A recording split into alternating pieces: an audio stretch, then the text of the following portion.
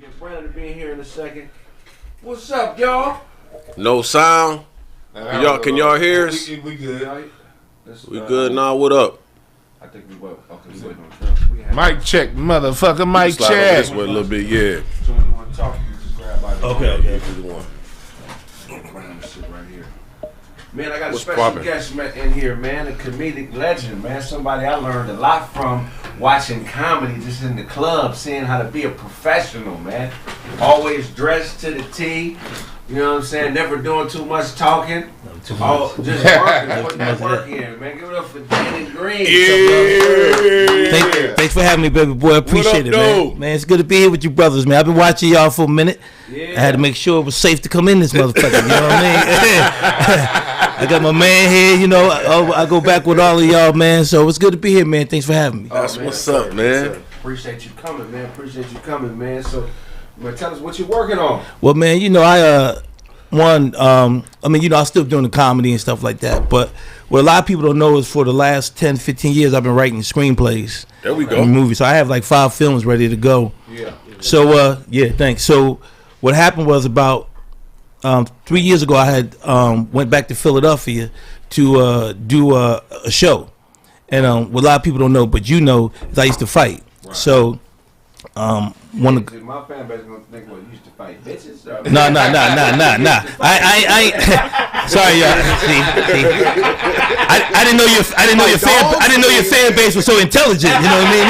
These motherfuckers like, did the niggas fight an animal?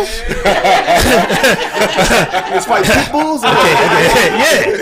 Thank you for letting me. But I know you. I apologize to your fan base. You know what I mean? Okay, so. What it was is I used to box. I was an amateur fighter out of Philly, and won the Golden Gloves back in '89, '90, right. Back to back. So anyway, back to back. Oh yeah, Philly? Yeah. They got hands. That ain't the Iowa Golden Gloves. So no. Was you Philly crab or you was boxer pump? What was your style? Well, so I'm still, because I'm older than most of, you know, a lot of people, they may not know the fighters, but my style was like Hagler and Alexis Arguello. Okay. If you remember him, those are my favorite fighters. Forward fighter. Yeah. Because I had good defense because I was fast. But I always tell people, when you box, if you don't really have good counter punching ability, you better not be a backwards fighter, because the pressure gonna be on you the whole time. Right. So anyway, man, I belong to this legendary gym out of Philly called the Executioners. Okay. And so over the years, you know, a lot of people, when they hear the Executioners, they think Bernard Hopkins. Right. But he ain't the Executioner. He took the name from our gym. Oh, we beat Bernard twice in the amateurs. Oh, okay. So anyway, I went back to do a show. One of the guys from my gym was, you know, he was at the show. So I said, hey man, you know, we had 2 main trainers. The 2 black men started the gym. Is that the gym that Joe Frazier was at? No, Frazier was out of North Philly. Okay. And Joe Frazier gym is Joe Frazier gym. Okay. See, ours is the Execution. One thing about Philly, you either got the name of the person, like Jimmy Beecham, right. that was a gym, you know what I mean? Or you got just the name of the gym, you know what I mean? Right. So what happened was, I went back and I was like, well, you know, I knew Tucci, who was one of the guys. I knew he died. I said, was Frank still alive? He said, oh yeah, Frank is alive. I said, oh man. So he gave me his number. I came back to LA, and like in September, I called him. I ain't talked to this man in over 30 something years, man, like since I was a kid. And I said, hey, you know, this is Danny Green. I used to box for you when I was a kid, right? And he goes, Danny Green. He goes, Danny Green, Felton Street, Southpaw. Good fighter, I remember you. And it almost out, I left I something 81, 82. Oh wow. And this man, so because the man 83 years old, so when he said that, man, you know, not for your fan base, I don't think I'm soft, but it almost brought tears to my eyes. I'm like, this dude really remembered me. Yeah. So we talked for like about a half an hour. I said, so then we hung up. Then you know, in LA people know me and all that. So I was thinking about it. I said, man, you know what? Somebody got to tell this story. Right. I said, because when this man died, all that history is gone. Right. Yeah. So I called him. I said, look, Frank, and plus everybody, when they hear the Executioners, they think Bernard Hopkins. Right. Yeah. So I called him back up. I said, hey, Frank, you know, man, I want to know if I want to do the story on Executioners. And so you from Detroit, so you're going to know, you from LA though, right? Yeah. So it's going to be a little different for you because you in LA and you've been around Hollywood. Right. So, but people from the inner city, you know how the people think. they don't know how to get it out to the world. Right. You know what I'm saying? Because they don't, you know what I mean? Yeah, we not like LA. You live in Gardena, you live down somewhere. Same inner city out here. No. Well, you all got it, but you still know you'll have some connection to the point where you say it's a script involved. You see what I'm saying? You know something about a little bit of Hollywood. Right. We don't. Inner city people like how that shit get on TV? You know what I mean? Like they don't know it starts from an ideal to a script. Yeah. Right. So he said to me, he said, man, I always felt like there was a story there, but I just never knew how to get it out. Right. I said, man, I want to tell this story. So he said, okay. Cool, so I found a dude. You know, I had some hot years, with my commercials. So I had a lot of money saved up. So I had some ends saved up, and then I met this dude, my partner, right? And I came with. I said, man, I want to do this. This documentary. Right. He said, what are the numbers? So he said, give me the numbers, let me see if I could do it. So I gave him the numbers, told what I could bring to the table. He showed me what he could do. Well, you gotta speak in layman's terms, because people at home gonna be like, what the fuck what are you talking about? Yeah, we talking about numbers. Oh, okay. So what the fuck you mean this nigga's your partner? Yeah, well, oh yeah, I forgot how it is. Yeah. You in LA, that means two things. Hey. What kind of partner? My bad. Not only is your fan base sensitive, but these niggas is thoughtful motherfuckers too. What does he mean? Yeah, he got a partner. Ain't that fucked up? I knew it. Ain't that fucked up? There's certain words we can't say no more because of that. Gotta clarify. So anyway, my partner, who is not a partner, one of my boys. Well, actually, I met the dude at one of my shows I was doing a show out of town, and I've done shows there before. I won't say what part of the country it's in, but I've done shows with these guys before, and usually it's the same dude take me to the airport. Right. So when this particular time, he was like, "Yo, man, I can't take you. I'm gonna have my cousin take you." I said, "Okay." So when his cousin was taking me to the airport, I was like, "Yo, man, y'all had a lot of nice equipment there, man. What was that?" He said, "Oh, that's all mine." I'm like, bro, like he had top end shit. Yeah. So I said, he said, "Yeah, man, I got it, man, because we trying to do some hustling and stuff like that." So I said, "Okay, cool." I said, "Well, look, I write screenplays," and that was it. We just talked, and that was it. So I came back with the idea for the doc. I told him, how much I could bring. So our documentary was over 100,000. Yeah. So I told him what I could bring, and he was like, "Well, this is what I could do for you." And then he said, and the thing about it is, and you don't find this in Hollywood. Most money people, they want to have all to say. You know what I mean? Like, all right, nigga, here's 50,000, but I need my cousin in this motherfucker. Right. You know what I mean? And by the way, I want my partner in it too. Yeah, I want my partner. Yeah. My partner. Yeah, and he's my real partner. Matter of fact, you might like the nigga if you meet him. Will there be a shower scene? Yeah, will there be a shower scene? So the dude, we sat down, we talked, and man, we wound up. He just gave me the go, and bro, I have right now. So I did a documentary. I went back to Philadelphia 4 times in 2018. Like a lot of people don't know that. Right. Like bro, like a lot of comic stuff. Bro, I was on a mad hustle. I went to Philly 4 times, week intervals with 2 camera dudes. And my man, it was like 5 of us staying in hotels out there. We shot week at a time. Like the first time I went there, the first week I interviewed 13 people. Like I could hardly talk. You know what I mean? Yeah. Just so to make a long story short on that part, man, we put together the documentary. It's an hour and 35 minutes long. Yeah. I've been accepted into 10 film festivals. I won awards in 2. Yeah. And we just got a distribution deal. So one reason I wanted to holler at you and come be on your show is because I just got a deal with Tubi TV, Amazon Prime, and Zumo. Right now, So the documentary is going to be coming out. I actually just called them today because we were waiting for a network. A network jumped in and they was like, "Well, they saw the trailer. I was trying to get the trailer to you. This Fort Knott nigga over here. This nigga can't get to him." You can send it and we can play it during the commercial. Okay, I'll send it to you. Yeah. I can send it off my phone. Yeah. So we got we got accepted into those film festivals, and man, to be honest with you, bro, it's like. It's getting like great reviews, bro. And so like, it's that's where we are right now. So from there, I know I got 2 people already interested in my other 2 scripts that I got already. So I got 2 films right now that people want to do, So yeah, that's what's going on. Text me your number to the 431. This one, and then I'm gonna send you the link. Because I didn't have your number saved. I just sent it to to Facebook. Yeah. Okay, cool. So yeah, man. So we, I'm just, man, like and y'all was talking about it earlier, man. This game, the problem with most people in the game when it comes to making different moves, like you making moves now with the podcast, is they don't know how to set it up. You know what I'm saying? So everybody think they want to do something like, everybody, right? The pandemic made everybody a motherfucking doctor, therapist, goddamn DJ. Everybody's a goddamn something. You know what I mean? Yeah. So, but nobody, but everybody ain't making paper off it. Right. You know what I mean? You see what I'm saying? Yeah. So my thing was, first of all, I knew I could write. You know what I mean? Because just from my comedy style, stuff like that, and I just wrote this like. Man, it's crazy. It's mad crazy on this project, man. And it's to put a whole film together. People don't understand what it takes. We ain't talking about just shooting. Right. We talk about after you get the music, you got to get clearance. Yeah. After you get the footage, but I had set it all up so nice, man. Like 2 of my boys are producers. Right. You know what I mean? One produced music in L.A., one's out of Connecticut. So they was like, Dan, whatever you need. Right. And you got nigga. One dude gave me his motherfucking library. Right. Like, yo, it's yours. 1,300 songs. Is that right? Real songs? No, real songs. Like he's my man. His name. This nigga said real songs. Real songs? Yeah. Like a real partner, nigga. Yeah, you know what I'm saying? Yeah. Yeah. So yeah.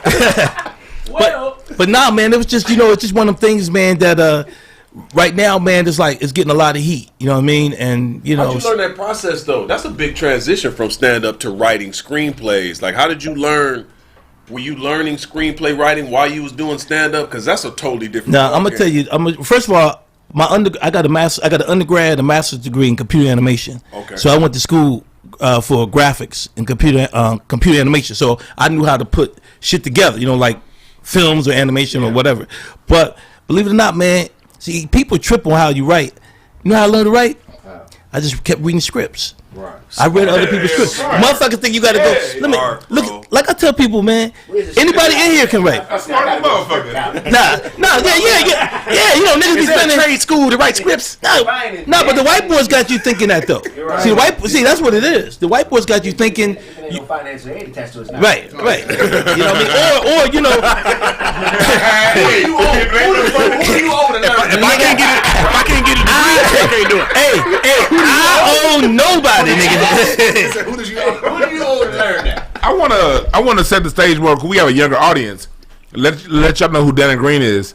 Danny Green is somebody that I grew up on watching comedy. We all did. When Dozy, Kraig, when we used to get home from school, because we didn't have no chat room like you niggas. Right. So when we would get home from school, they would play Comic View reruns. Yes, sir. That's at 5 o'clock, then again at 8 after so. I'll tell you how the day would go. Get home from school. Yep. It would start off with DuckTales. Nigga. Then it would go to Darkwing. No, what was after DuckTales? No, it was Darkwing Duck. Brandon Shirts. Duck. Then it was Animaniacs. Then Tailspin. Tailspin.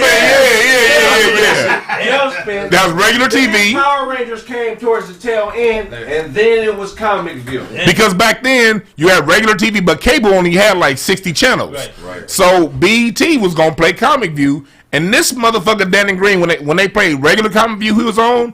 And when they would play Comic View Greatest Hits, like for a long time, Comic View got cheap and stopped filming. They're like, man, fuck this shit. Let's just play the reruns. But this nigga was on every episode. So he's somebody that every funny person that you appreciate in this room grew up watching. So I want to let y'all know that's who this motherfucker is talking right now. So listen to what he's saying because he's dropping game. And on top of that, when we all got into comedy, we can all say we talked to Danny Green and he treated us like any other veteran comic. Because a lot of these niggas is weird. A lot of the 90s comics is weird when niggas get new. And I get it. I don't really fuck with a lot of 90s comics. There's only about 5, 6 of them. And I'm like, hey, what's going on, brother? Niggas get weird. Go ahead. And the funny thing is, and it's funny about you too, because I never knew the nigga was a comic. You know what I mean? For real. I was like, this nigga keep hanging around the club. Somebody about to get robbed because this nigga here. Nigga, big chest and shit coming in, like, somebody about to get fucked up. You know what I mean? So, but every time Kraig would come in, no lie though, and this, I'm not saying it because he's here, I'm saying it's true.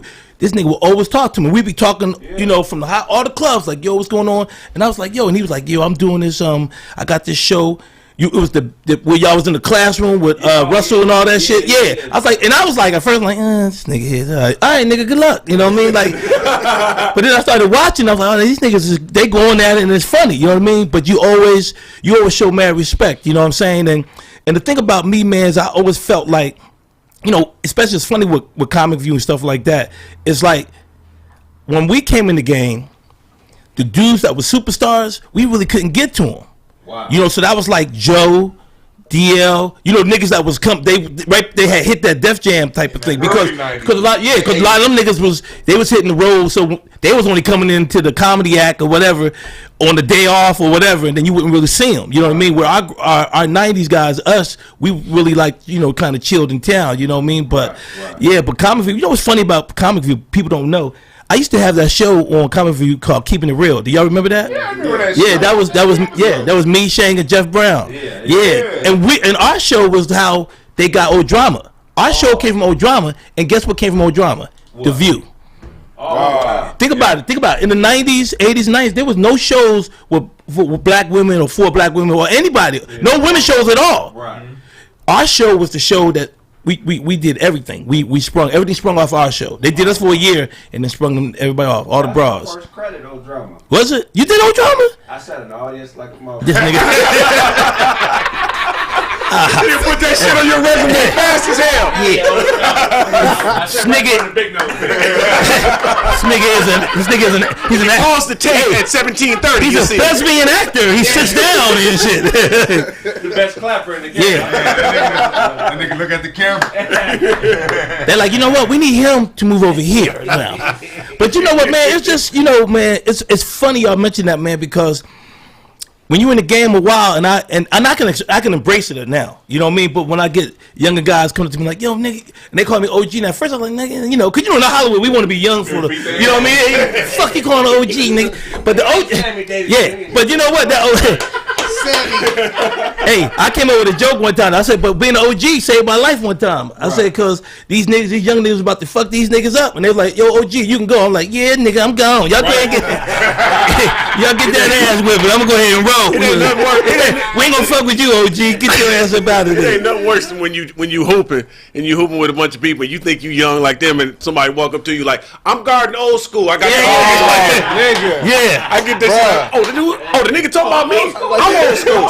You looking around like what's the nigga on that squad? Yeah. And then it's worse when they shorten it like I'm guarding school. Like who's school? Damn. When they actually kill you, when they be killing you, it's even worse. Yeah, so like, school can't guard me. But every time you guard somebody, say, clear out, I got this. Bro. Yeah. Like, what the fuck, nigga? I ain't a victim on the court. School. But yeah, man, you know, it's a lot of things with the comedy. You know, it's funny how I got BAT, man. Let me tell you how I got this motherfucker, man. And this is a great point for what you guys were talking about earlier. How niggas don't really be talking. I'm outside the Improv, so we chilling, and Sheila Frazier used to be a producer for BET, so she was walking around giving out flyers. So I was like, "What's this?" She go, "Oh, this is for a new TV show we ready to put out. That was the Keeping It Real show." Yeah. She said, and I ain't know nothing about it. Yeah. I said, "When audition?" She goes, "Like day tomorrow." I'm like, "God damn, tomorrow?" She goes, "Yeah." I said, "What kind of show is it?" She said, "Well, it's like an improv show, blah blah." And I told her, I said, "I'm the guy for this job." She said, "Oh, you think you are?" I said, "No, this me. I swear on everything." I said, "This me." She go, "Okay, well if it's you come to the audition tomorrow." So I get to the audition, nigga. Every comic at the Improv was at the goddamn audition. Ain't nobody say nothing. I'm like, oh, you like, you know, you done bump me and shit. Nobody said a word. Right. I'm like, nigga, I saw you last night, nigga. You ain't say nothing to me. So went in there, and I'm talking about everybody was up there from Speedy. It was a lot of heavy people. Quake, all of the dudes was up there. So, but what I did, I fucked them up. I went in character. So what I did was I went in there in the pajamas, a robe, and a beanie hat. So I played this. So they were like, "What you got?" I said, "I'm gonna be the nigga that never go to work." You know what I mean? That's my whole thing. I'm gonna be the nigga that never go to work. And I got the gig. And then Jeff got it. Yeah, nice. Jeff Brown got it. And Shane got it because, you know, Shane motherfucking militant. Right. You know what I mean? So Shane, we were all different. Shane ain't never got no sleeves on the shirt. Never. Even if he got him, we roll him up. And every time he come to you, look at And every time, he got wristbands. hey, and every time Shane come up to you, because you know Shane used to be in martial arts, right? Yeah, so Shane will come up to you and be like, I'm like, damn, nigga, come on, motherfucker, yeah. You know what I mean? He patting shit down with, I got respect for Shane. He one of the first comics I met when I came out here, and I did a set, and he pulled me to the side. I didn't know him enough. He was like, man, good set. This was good. That's Shay. But you may want to work on this. But he said it in a way I was able to receive it. Like, oh, okay, that's 100. Shay, yeah. So real, dog. You know, man, it's a lot of dudes that are cool. The problem, man, with a lot of the comics, man, and see, I learned this a while ago. Nigga, it's two things they keep making in life. It's two things that they always make in life. You know what that is? Money and houses. Right. That's all niggas are trying to get. You trying to get paid and you trying to buy shit. Right. So if you can know that you don't get a house this year or you don't get a house next year, you still gonna be able to have a chance to make your money. Right. So what's happening with everybody is everybody's, you know, crabbing the bucket, or nobody want to know what's going, let nobody know what's going on, because they feel like if I turn you on to some shit, then that might be my shit. And you know, all respect, whatever God got for you, bro, that's gonna be, it's gonna be yours. You know what I mean? Right. So for me, my whole game was I came in just how I am now is how I always been. Like I'm not. What year you start comedy? 91 by accident. I was in Columbus. Okay. I started 1 year in Ohio. Right. And I only did it because one of my boys, like, I wanted to be a businessman. I wanted to own my own computer animation company. So wow. yeah. So what happened? Yeah. So one of my boys, he said to me, he said, man, yo, you one of my partners was hanging with in Ohio. He said, man, you a funny dude, man. He said, man, you should be a comedian. I was like, man, get the fuck up out of here. I was trying to be a businessman, right? Right. So when I finished up my last year of school, what I did was I wound up, you know how you see on the marquee open mic night? Yeah. So I said, fuck it, let me try this shit. Yeah. Bro, the first time I ever went on stage, man, out of 8 comedians, I got second place in this competition. Really? And people was like, nigga, who are you? And I was like, nigga, I go to Ohio State, nigga, I'm grad school, you know what I mean? Yeah. But I was fighting. So I thought I was gonna be a pro fighter. You was up there throwing boxing combinations. Yeah. That's when I thought I was gonna be. I actually thought I was gonna be a professional fighter. Yeah. You know what I mean? But what happened was, I'll tell you that story. I got invited to Ray Leonard's gym in Palmer Park, right? So you know the area? Was that yeah. there or, What? See, there you go. I ain't touching that, because Ray my guy, ain't saying shit, nigga. Okay. I can't say nothing. Yeah, that's my man. Yeah, nah, I don't touch certain shit. I don't touch. You don't touch Ray, huh? Nah, that's my man. So anyway, I got invited down there, right? And see, this nigga, no one of them niggas is trying to shoot you every time you leave this motherfucking club. You said you don't touch Ray, but he said, but his trainer did. That's fucked up, man. I ain't got nothing to do with that one. Oh, that was gonna be my follow-up. Hell, it is. I know that nigga. Okay, go ahead.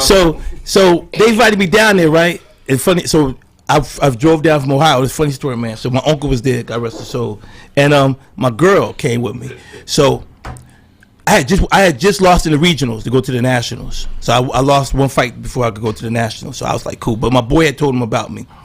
So I went down there, and first day. And one thing about sports, and y'all, I don't know what sport y'all play. What sport is? What's your Basketball. Mostly basketball. So basketball is different kind of because it's team. Yeah. But with them individual sports, like, well, even basketball, if a nigga come out, them 5 niggas don't want this nigga to get off. You know what I mean? Right. You know what I mean? Yeah. So yeah. So they put me in there with 2 of Ray's sparring partners. This dude named Bird and this dude named Mike. They was 165 and 156, but 175, 165, but I was weighing 47. Right. So I came in there, and then if you know about amateurs is really just about getting points. You know what I mean? Right. So I'm in there, and you know my uncle was taking pictures. He was all proud. He's like, my nephew and this nigga, you better be pro. My girl like, oh shit, you know, and then you can't tell me shit, nigga. I just got my master's degree. Right. I just won the gloves. You know, I'm thinking I'm the shit.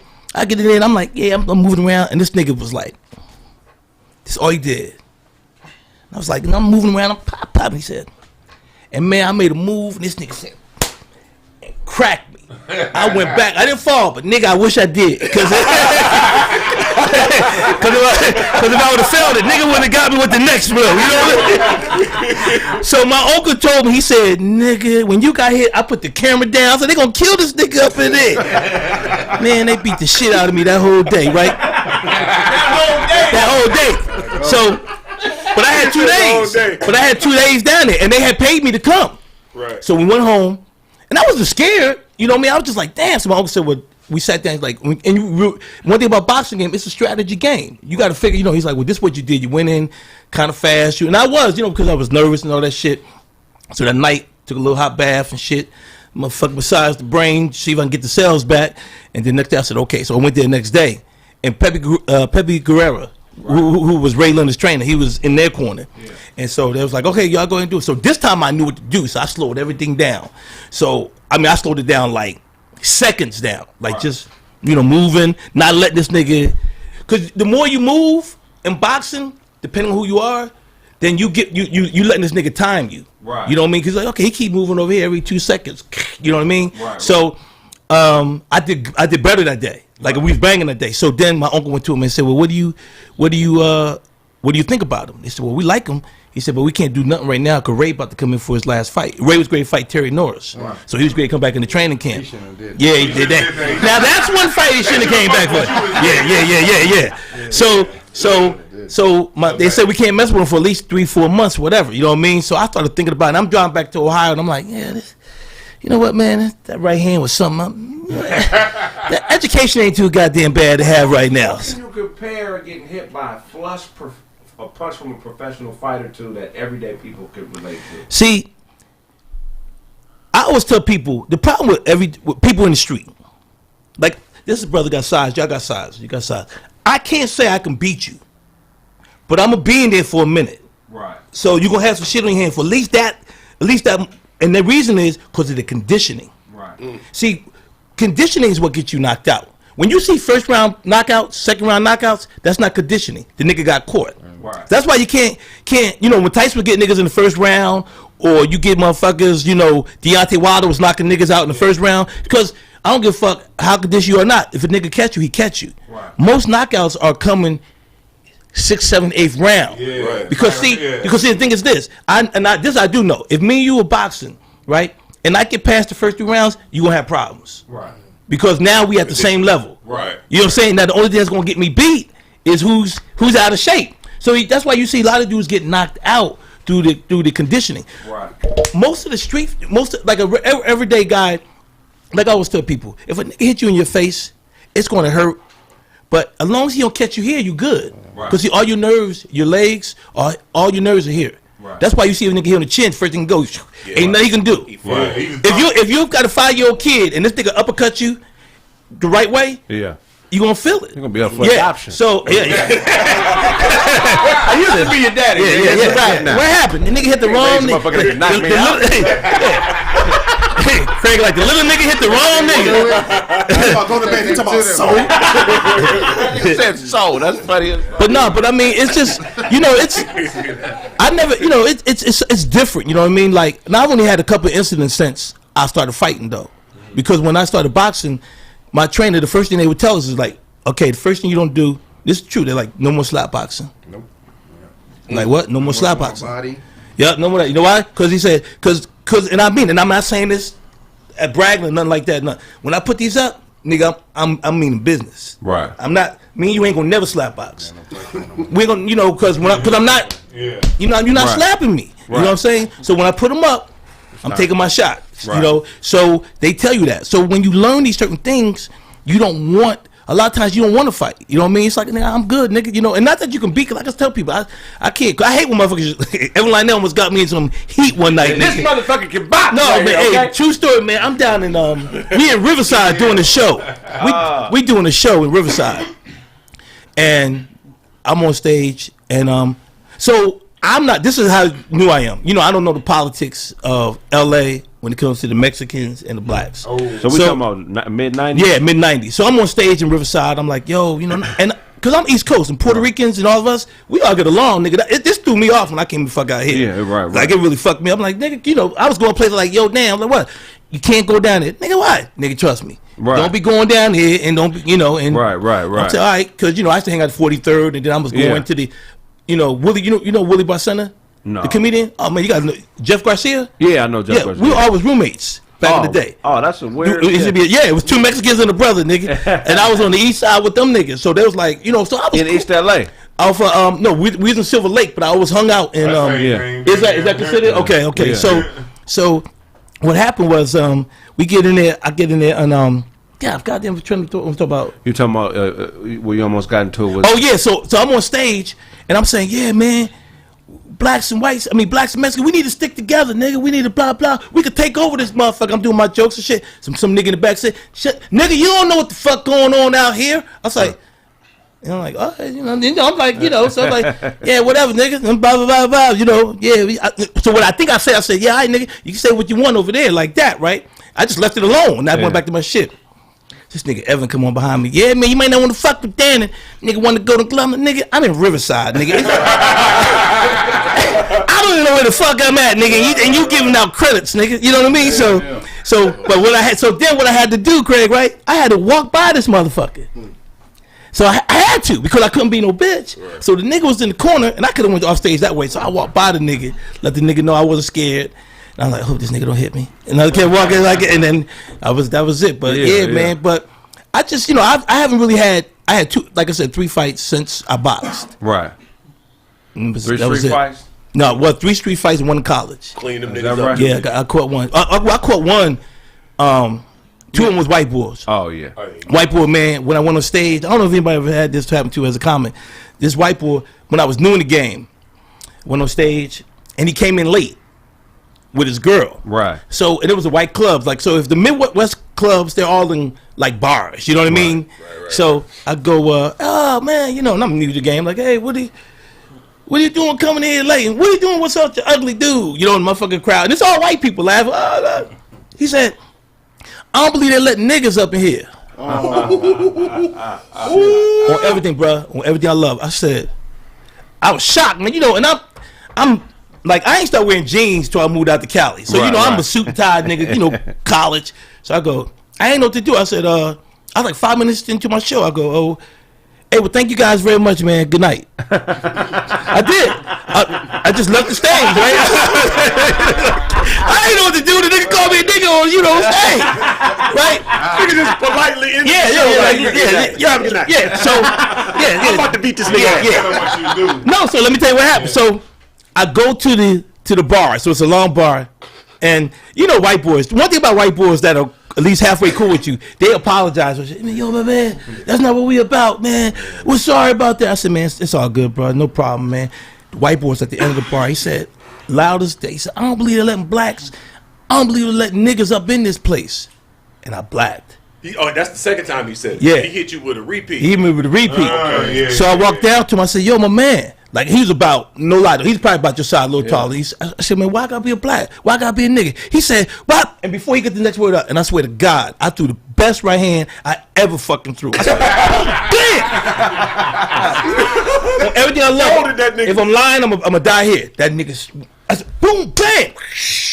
Yeah. It's not about just leaving. His girl's right there. She said, "What's your name?" And I said like this, because I was gone already. Like the bitches, I was gone.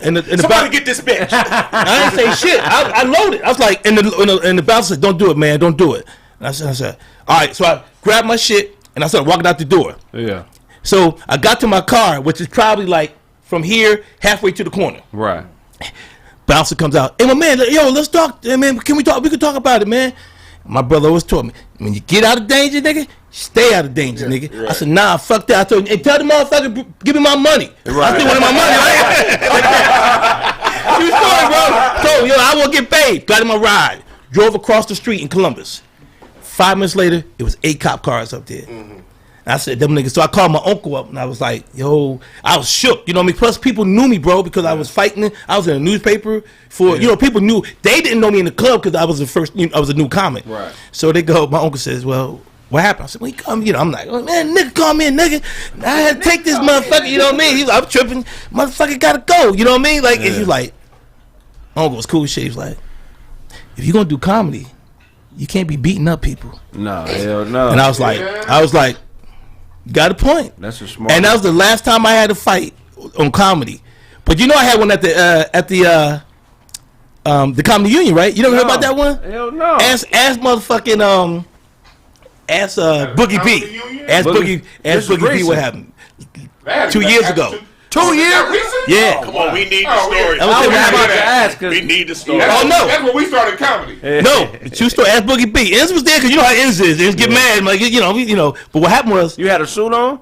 yeah, I was G'd up, nigga. I was G'd up. I was doing my thing. Beat people ass in tuxedo shoes. I love it. So, Dr. King shoes on. hey, and they look like Dr. King's shoes too. Goddamn it. I'm on stage, right? True story, bro.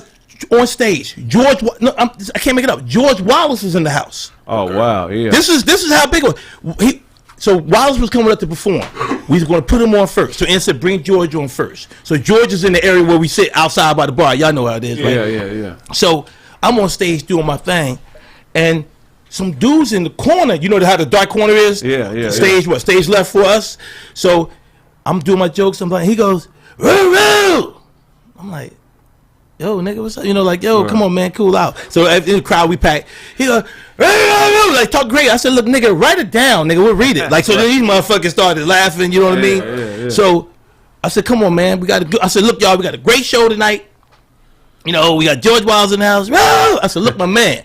I said, okay, you got one more time, your ass gonna be up out here. Now, one thing, when I host, I control the motherfucking room. So I'm gonna do what I do, but if you get out of hand, I don't give a fuck. So he kept talking shit. So Enz went, I told Enz, get the security dude. So, the security boy went over there, and our security is not the best security. You know what I'm saying? I'll just say, but these niggas try. I remember that security guard there, man. Was you security one time. But was you over there? I wasn't there that night. Oh, okay. So He should be asleep at the door. nigga did that. But the nigga would be standing up, he just have his hand down. You stupid. That usually happened when Kraig was on stage. Long before roast me, nigga. Damn. That nigga say when Kraig was on there, nigga, everybody rested. Right? That's fucked up, man. Come on. That nigga be sleep with a hot pocket right here. Oh man. 10 minutes later, he eating that motherfucker. You niggas is cold.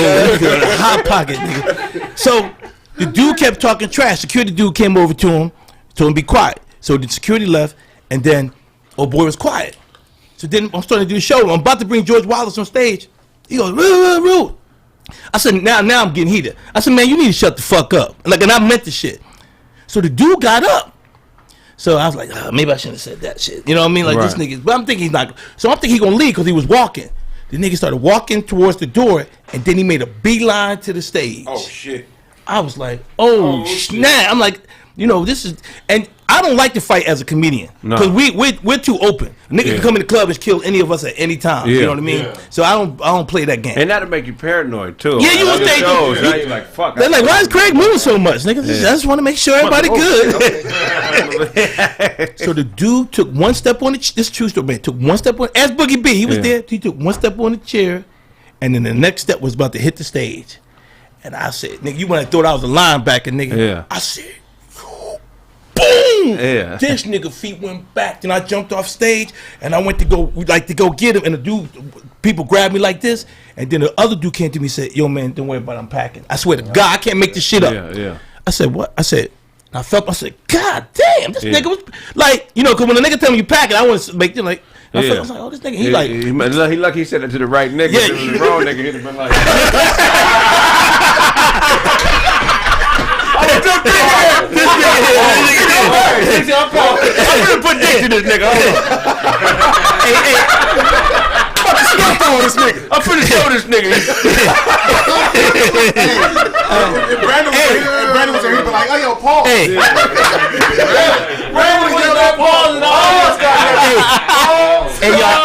Brandon ain't gotta be there, Paul. Hey, guys. Hey, y'all. I don't know about y'all niggas, but I don't know about y'all, but this nigga starting to worry about me. He got a lot of balls scratching and touching him. I mean, let me know, nigga, before we, you my man, but let me know, nigga. I was trying to figure out why you always want me to come by and talk about Why is Kraig always calling me at 3 in the morning? I don't care. talk about right, you want some chili. What the fuck was the chili for, nigga? Damn, you wasn't chili? No, nigga, I ain't no goddamn chili. You know a suspect when a nigga text you at 3 in the morning talking about WYD. Like, nigga, who the fuck is Wyatt? Nigga, like, white Kraig always tie my shoes before I go on stage. Oh, man. Nigga, y'all crazy. So the dude got put out. But what was cool, though, I think what saved the whole night, really, on that part was his girl. I heard his girl went out and cursed him the fuck out because he was drunk. Right. Yeah. You know what I mean? So it took me a minute to come back. Man, you can't come back. It's hard to come back to a comedy motherfucking mode when you know. Yeah. So the crowd, one thing about black audience, though, when they know you ain't caused the shit, they gonna jump with you. They gonna fuck with you. Yeah, because white people are like, oh my God, you're angry. Nigga, he said it. You know what I mean? But black audience will kick the heckler ass for you. Yeah, so the black people, so everybody kept saying shit like, go ahead, you know how black people do your shit, nigga. You good? Yeah. Do your shit. I'm like, but the whole night I'm thinking about this nigga who got the gun. Now. Yeah. I can't piss him off.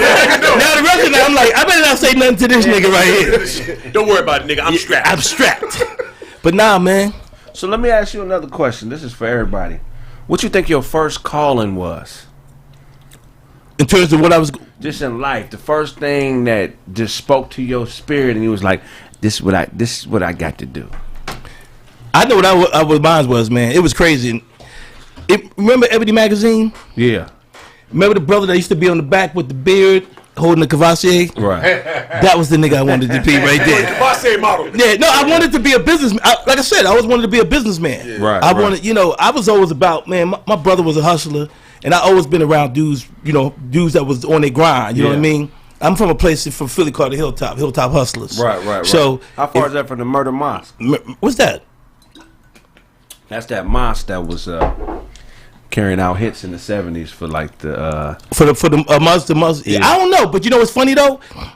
It's real shit though. When I grew up, because I was a young boy then, that's why the Muslims came in, because they were the ones to help stop gang war.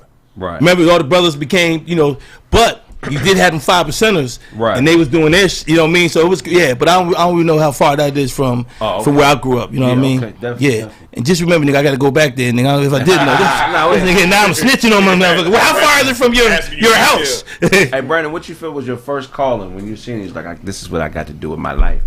This is gonna be it. Shit. I don't know. Like I would.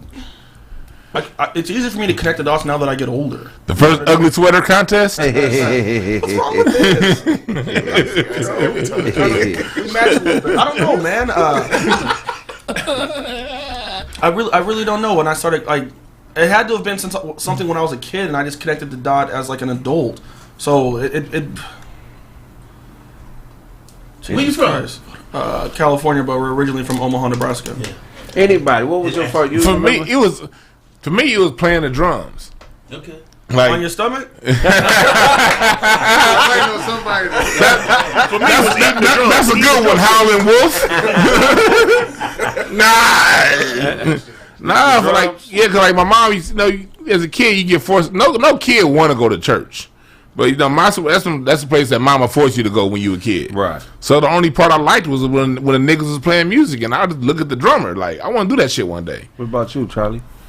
I think I wanted to be a hooper. That's the first thing I wanted, because I grew up in a little small town outside of Detroit, Romulus. We didn't have nothing but hoop, and then all we seen was like Terry Mills, Grant Long. We had a few people that came out, went to the NBA, so all we had was hoop.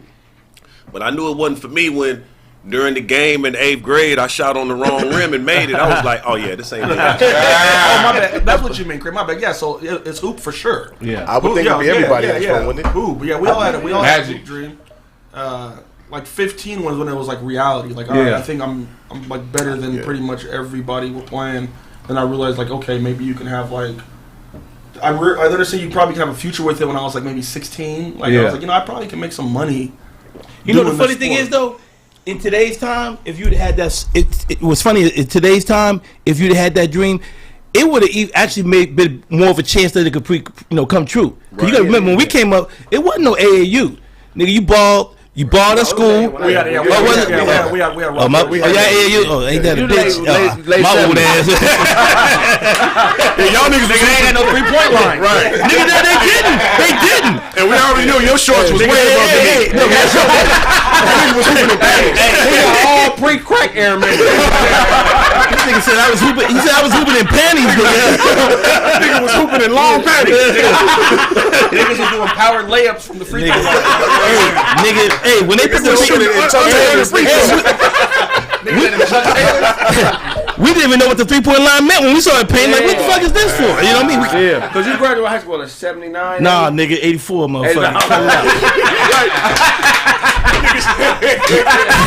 I you young old motherfucker. You get talking shit. I was just taking that diaper. Man, talking shit to me. I'm fucking with you, man. You had a curl back then. You was hooping. Nigga, man, my hair never grew past this. Nigga, I knew I was going bald, nigga. Good shit. My motherfucking hair, man. But nah, man, they didn't have it then. So but I think now it is. Go ahead. When you said you was boxing, I mean, when you said you wanted to be a businessman, even when you was boxing, you didn't think that was going to be your No, the thing was, man, about the boxing, real quick. I grew up in an area where a lot of dudes had hands. Like street fighting was just like but how I got into it, I could street fight, but I didn't know the difference. And when I first went to the gym, the first time I went to the gym, they put me in the ring. They put you in the ring like about a week when you get there, because they want to see if you got the heart. You know what I mean? So I went in there, and everything they told me to do, I didn't do. But the dude that was boxing me, he was in there about the same amount of time. He stuck to what they was telling him. Like, he just kept jabbing the right hand. And this nigga beat me from all four corners. Right. You know what I mean? But what happened was, when I started fighting, and I started getting good, one of my old head boys used to go to the gym with me. People kept saying, like, yo, he gonna be nice. He all right, little young boy. You know what I mean? He's nice. You know what I mean? So that's what made me start thinking about the boxing. But I always, I think my era, and I can say that for real, our parents told us, you got to get education. Mm-hmm. Right now, I don't know if the parents are still doing it. I'm not sure about your parents, but I know when we came, I was like, yo, you got to go to school. You know what I mean? So that was the main thing. Then I wanted to be, I was like, stylish. You know what I mean? East Coast, that's just how we was. So Right. Now, I asked you about calling because my grandfather used to always have this saying, right? Well, not always, but as he was getting older, he had this broad that had been taking care of him that he had been with basically since he left my grandmother, but it was like what you call his bottom bitch. Right. You know what I'm saying? And he was sick, before he passed. He was sick probably about 2 years. And I went to visit him, so I was in Detroit, and he was like, I'm going to tell you something, man. He was like, remember this shit. He said, because I'm sick, and this broad always been my bottom bitch. I done treated her best, but she stuck around. Right. You're saying what I learned from her is that life is not about what you love, it's about what loves you. Right. So I'm 87 years old, and I'm just not realizing this shit. Mm-hmm. You know what I'm saying? Because a lot of times people say, a calling is what loves you. Anything that you feel drawn to, I feel like that's a vibration being sent to you that thing is telling you that I love you. Mm-hmm. You know what I'm saying? Yeah. So my first thing that I thought was my calling, like these niggas was who? Mm-hmm.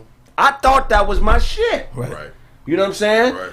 But I feel like something like hoop can only be your calling if you a Shaquille O'Neal type nigga. Right? Because Shaquille's first love, he'll say it all day, he wanted to be a rapper or a policeman.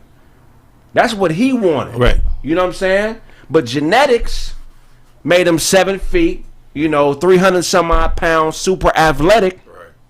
And the thing that loves those type of genetics is who? So even though that may not have been his first choice as a kid, you know what I'm saying, what loved him was who? You know what I'm saying? But they also say, though, not to cut you off, Kraig, but they also say too, and we all heard this one, what would you be willing to do for free? And that's what loves you. That's what loves you. Right. So because a lot of stuff, we always put it monetary, you know what I mean? Like, can I make paper off it? But what can you do? Now, I can't see myself doing anything but comedy and writing. Right. Because, bro, and we've all had this experience, it ain't no feeling getting off a stage, somebody be like, yo, when you said that joke, right, nigga, I felt that shit. That happened. You know what I mean? And you be like, yo, and then they go, keep doing what you doing, man. You funny. Right. And it's not. And people think it's the accolades that make us feel good. No, it's for me. It's when I say something that really makes somebody come to me differently. Right. Like one night, I can share the story with you. One night we was at the comedy store, and I don't know if you guys know, but you know, me and Guy Tori started Fat Tuesday. Right. You know, that's where this famous Tupac incident happened. We was talking about that last week. Yep. Actually, Tupac came in. I gotta give mad respect to that brother, because when he came in one time, he came in about like 15 deep one time. And you know, and you gotta remember, if you were around Fat Tuesday time, you don't know if you were here at the time. No, I was you around Fat Tuesday time? I was too young. Okay, bro. We had sold out shows every. We were turning away hundreds of people. No, I'm not lying. We turned away. You ask anybody, hundreds of people. It'd be lines that like none of y'all getting in. We already got 300 in there, and that was every Tuesday for 5 years. So I'm in this motherfucker, right? And Tupac come in. He about 15 deep. So we was like, you know, nigga, Pop, yeah, nigga, get you nigga them bars. He's like, nah, man, nah, y'all need to make y'all money. Chipped off everybody. Solid. So he was a solid dude, you know what I mean? But comedy to me, that's the real Pac to me. Yeah. The Pac that we see on TV, sensationalized, I don't feel like that's no, he wasn't. He was. Yeah. You know what? He got caught up. He got caught up in all that. And like I said, I don't know the politics of the streets of LA, so I don't talk that kind of shit because I don't know it. But he got caught up with that image. You know what I mean? And always remember, man. Like I always say, the bitch lives, the hero dies. Right. You know what I mean? So you decide what you want to get involved in, and that's going to dictate what's going to maybe or maybe not happen to you. Right. You know what I'm saying? And it's real talk. But back to what we were saying. What really helped me one night too, and it's crazy. I was doing this bit at the Comedy Store, and it was a gay bit. So I said, "Is anybody gay in the house like that?" And this white girl raised her hand. So people sure you didn't say who's packing. A nigga walked up to him like, "I'm packing." Are there any future partners in the house? So. Of course, some people got a little uncomfortable, and I said, "Hold on." I said, "No, wait a minute." See, I said, "That's the difference." And see, as comedians, that's what we got to understand. We control the whole narrative if you know how to control it. Right. Because I said, "That's the difference." See, y'all. She admitted it was a white girl. She was with another white girl. She said she admitted that she was gay. And the joke was funny, and she wasn't uncomfortable. She came up to me at the end of the show. And this was back in the '90s, before all of the PC shit. Right. And she goes, "I had no problem. You were funny. I appreciate you, you talking about that." And that's the kind of shit, as a comedian, for me, and probably for us, man, that it makes us feel like, you know what, we doing. Because we really don't know, bro. We're the last line of like laughter and really truth, man. Right. You know what I'm saying? She gave the nigga a flannel shirt right after the show. Yeah. But to me, the Rock is the prime example. Is if you do what loves you, that it'll love you eventually. You'll love it the way that it loves you. You know what I'm saying? And I'll give you an example. The Rock's father. Bro. Okay? Yeah. The Rock's father does not get as much props as he should, but there's a lot of black wrestlers who started with The Rock and who were as talented as The Rock, but they didn't get the notoriety because The Rock's father gave him a starting point that them other brothers didn't have. Right, yeah. You know what I'm saying? Because what loves you more than your own father? Yeah. Yeah. You feel what I'm saying? Well, so he had a daddy around. That's right, the first he had thing. a daddy. Shit, Right. But that doesn't mean that if you don't have a father that you can't find what loves you. Yeah. If you fuck with what loves you, it gives you a starting point like you have a father. Right. You know what I'm saying? You know what I mean? So the Rock's pop, he gave him a starting point. He put him in a position where he could win. And subsequently, because the Rock was doing something that loves him, at first he wasn't. He was trying to play football. Yeah. Well, he played football. He played football. Yeah. Right. Yeah. But he was decent. I mean, he wasn't no superstar. But people can see when you embrace your calling properly, and the results will reflect that. Right. So just so you know, Rock is the biggest person on social media, and it's not even close. Highest paid movie star too. The Rock on Facebook has 58 million followers just on Facebook. That's more than Fox, the New York Times, ABC, and CBS combined. Wow. He's like top 5 or something like that, right? Right. Yeah. That's more than them combined. You know what I'm saying? And he's doing what loved him. You know what I'm saying? Which was an identity that his father passed to him and gave him a starting point that wasn't, necessarily point A. He might have been blessed to be able to start at point P or a little bit later in the alphabet. Right. But you know what happens with a lot of people when it comes to your dreams? A lot of people have dreams. Right. Or would you say what loves them? Right. But sometimes, if you have one failure in it, and you don't know how to get past that, you kill it. Right. Because that, like you said with your comedy, that night, you know what I mean? Whatever night you say you bombed or whatever. Yeah. Kool-Aid looked out, right. Yeah. Bro, I remember in LA one time, J. Anthony Brown killed me so bad one night. I said, this ain't for me. Right.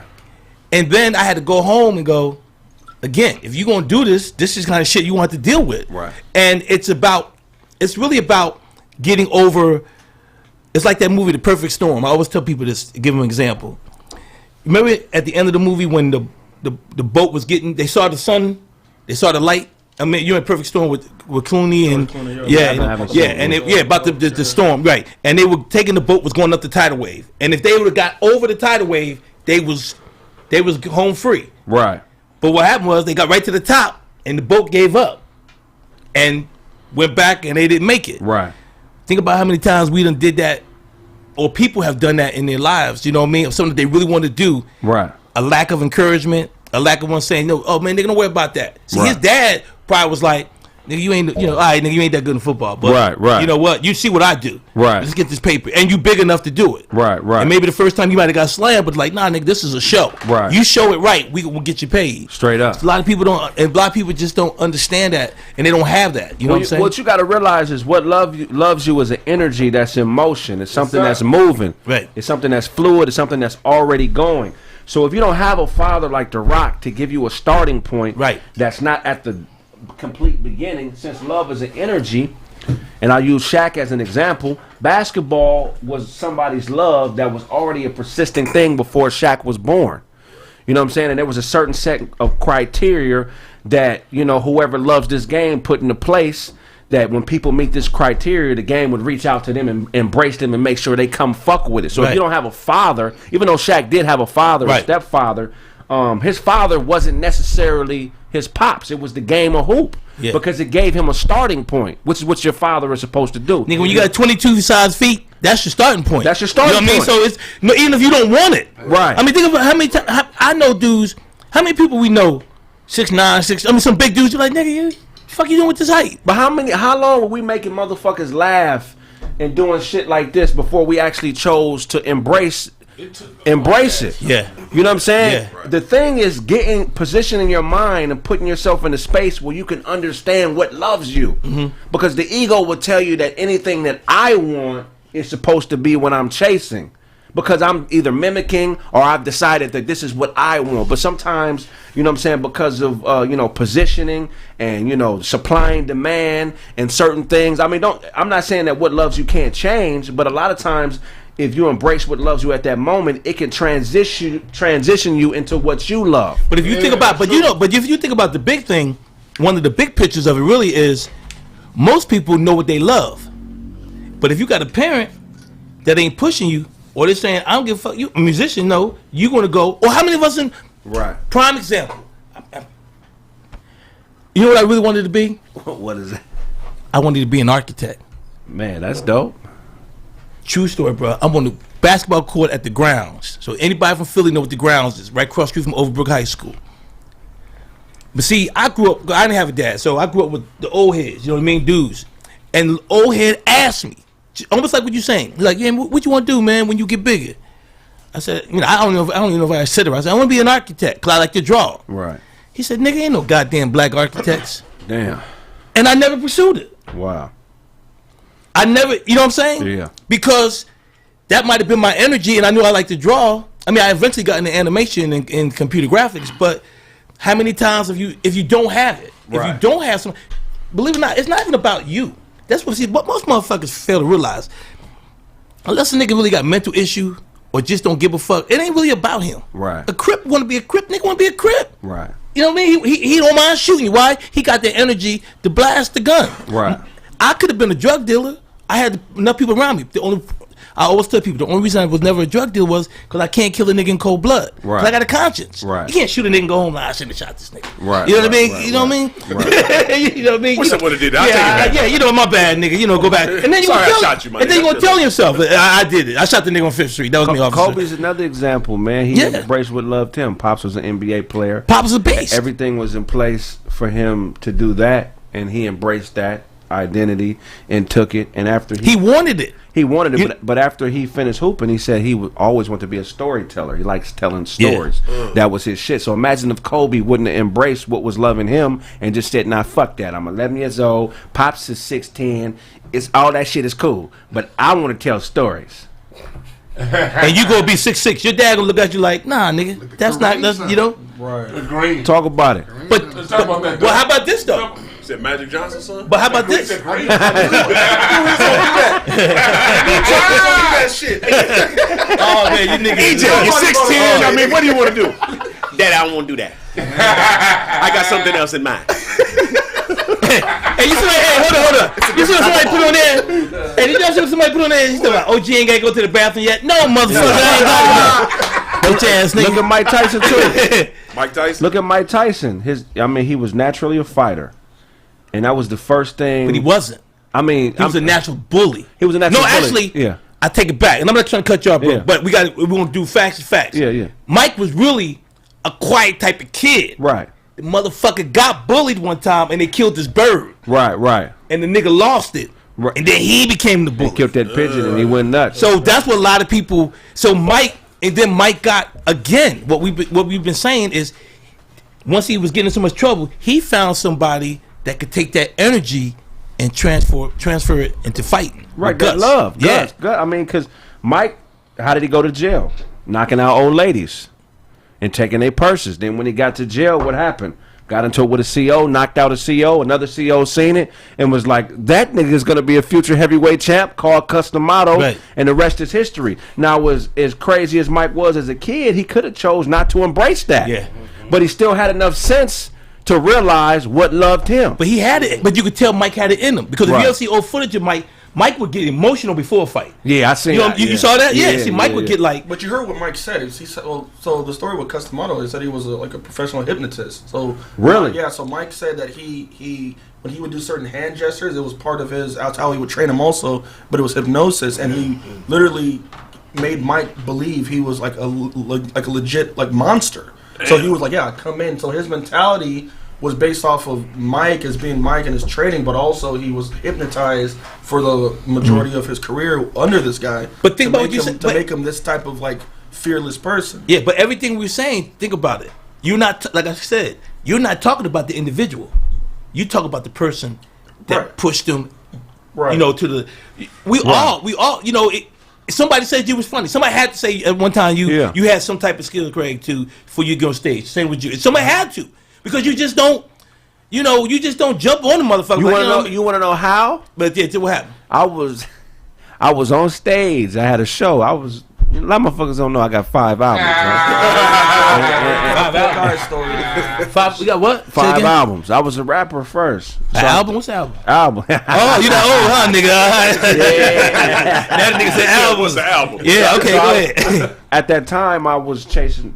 Was you a singer or a rapper? A rapper. Okay. Kraig singing. No, I didn't know. Nigga got nice hair. I didn't know nigga might. So I was doing a show. I passed out a bunch of flyers. There was only like 10 people in the audience, and I'm just and I was distraught. Not in a bad way. I still got on stage, and I just was talking about people in the audience, roasting them. And after somebody's like, "You ever thought about doing comedy?"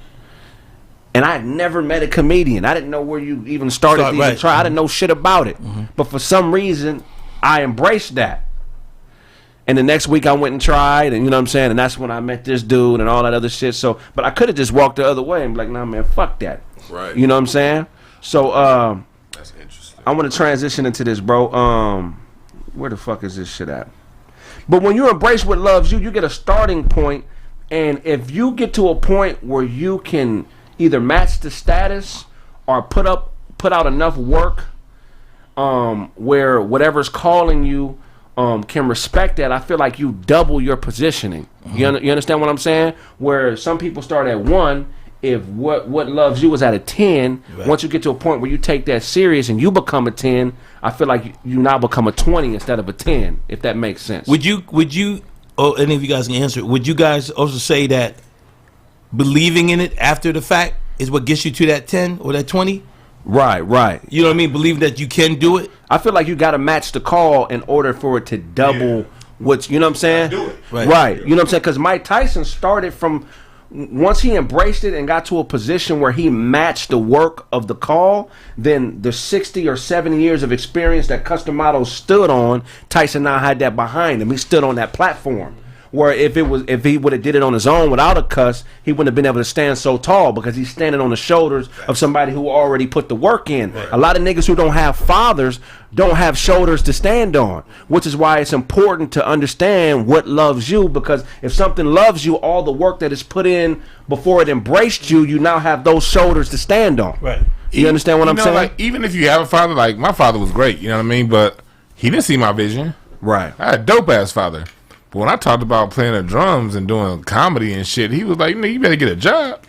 You know what I mean? So it was like, so sometimes you have people who love you and they got their best interest at heart. They don't understand. But they only see what they see. Right. They don't see what you see. Right. You know what I mean? And as far as that, embracing what love you. You know what I mean? Because the drums is something I've been going back and forth from for years. Right. But it's possible, Dwan, he sees like the evil in like society, right? So for you to say, let's say you're at a young age talking about you have a dream, he's looking at it like, well, you don't have a plan on how to fucking make money off this dream while you're... So part of it could be he's trying to prepare you because you have to be more than funny to make it.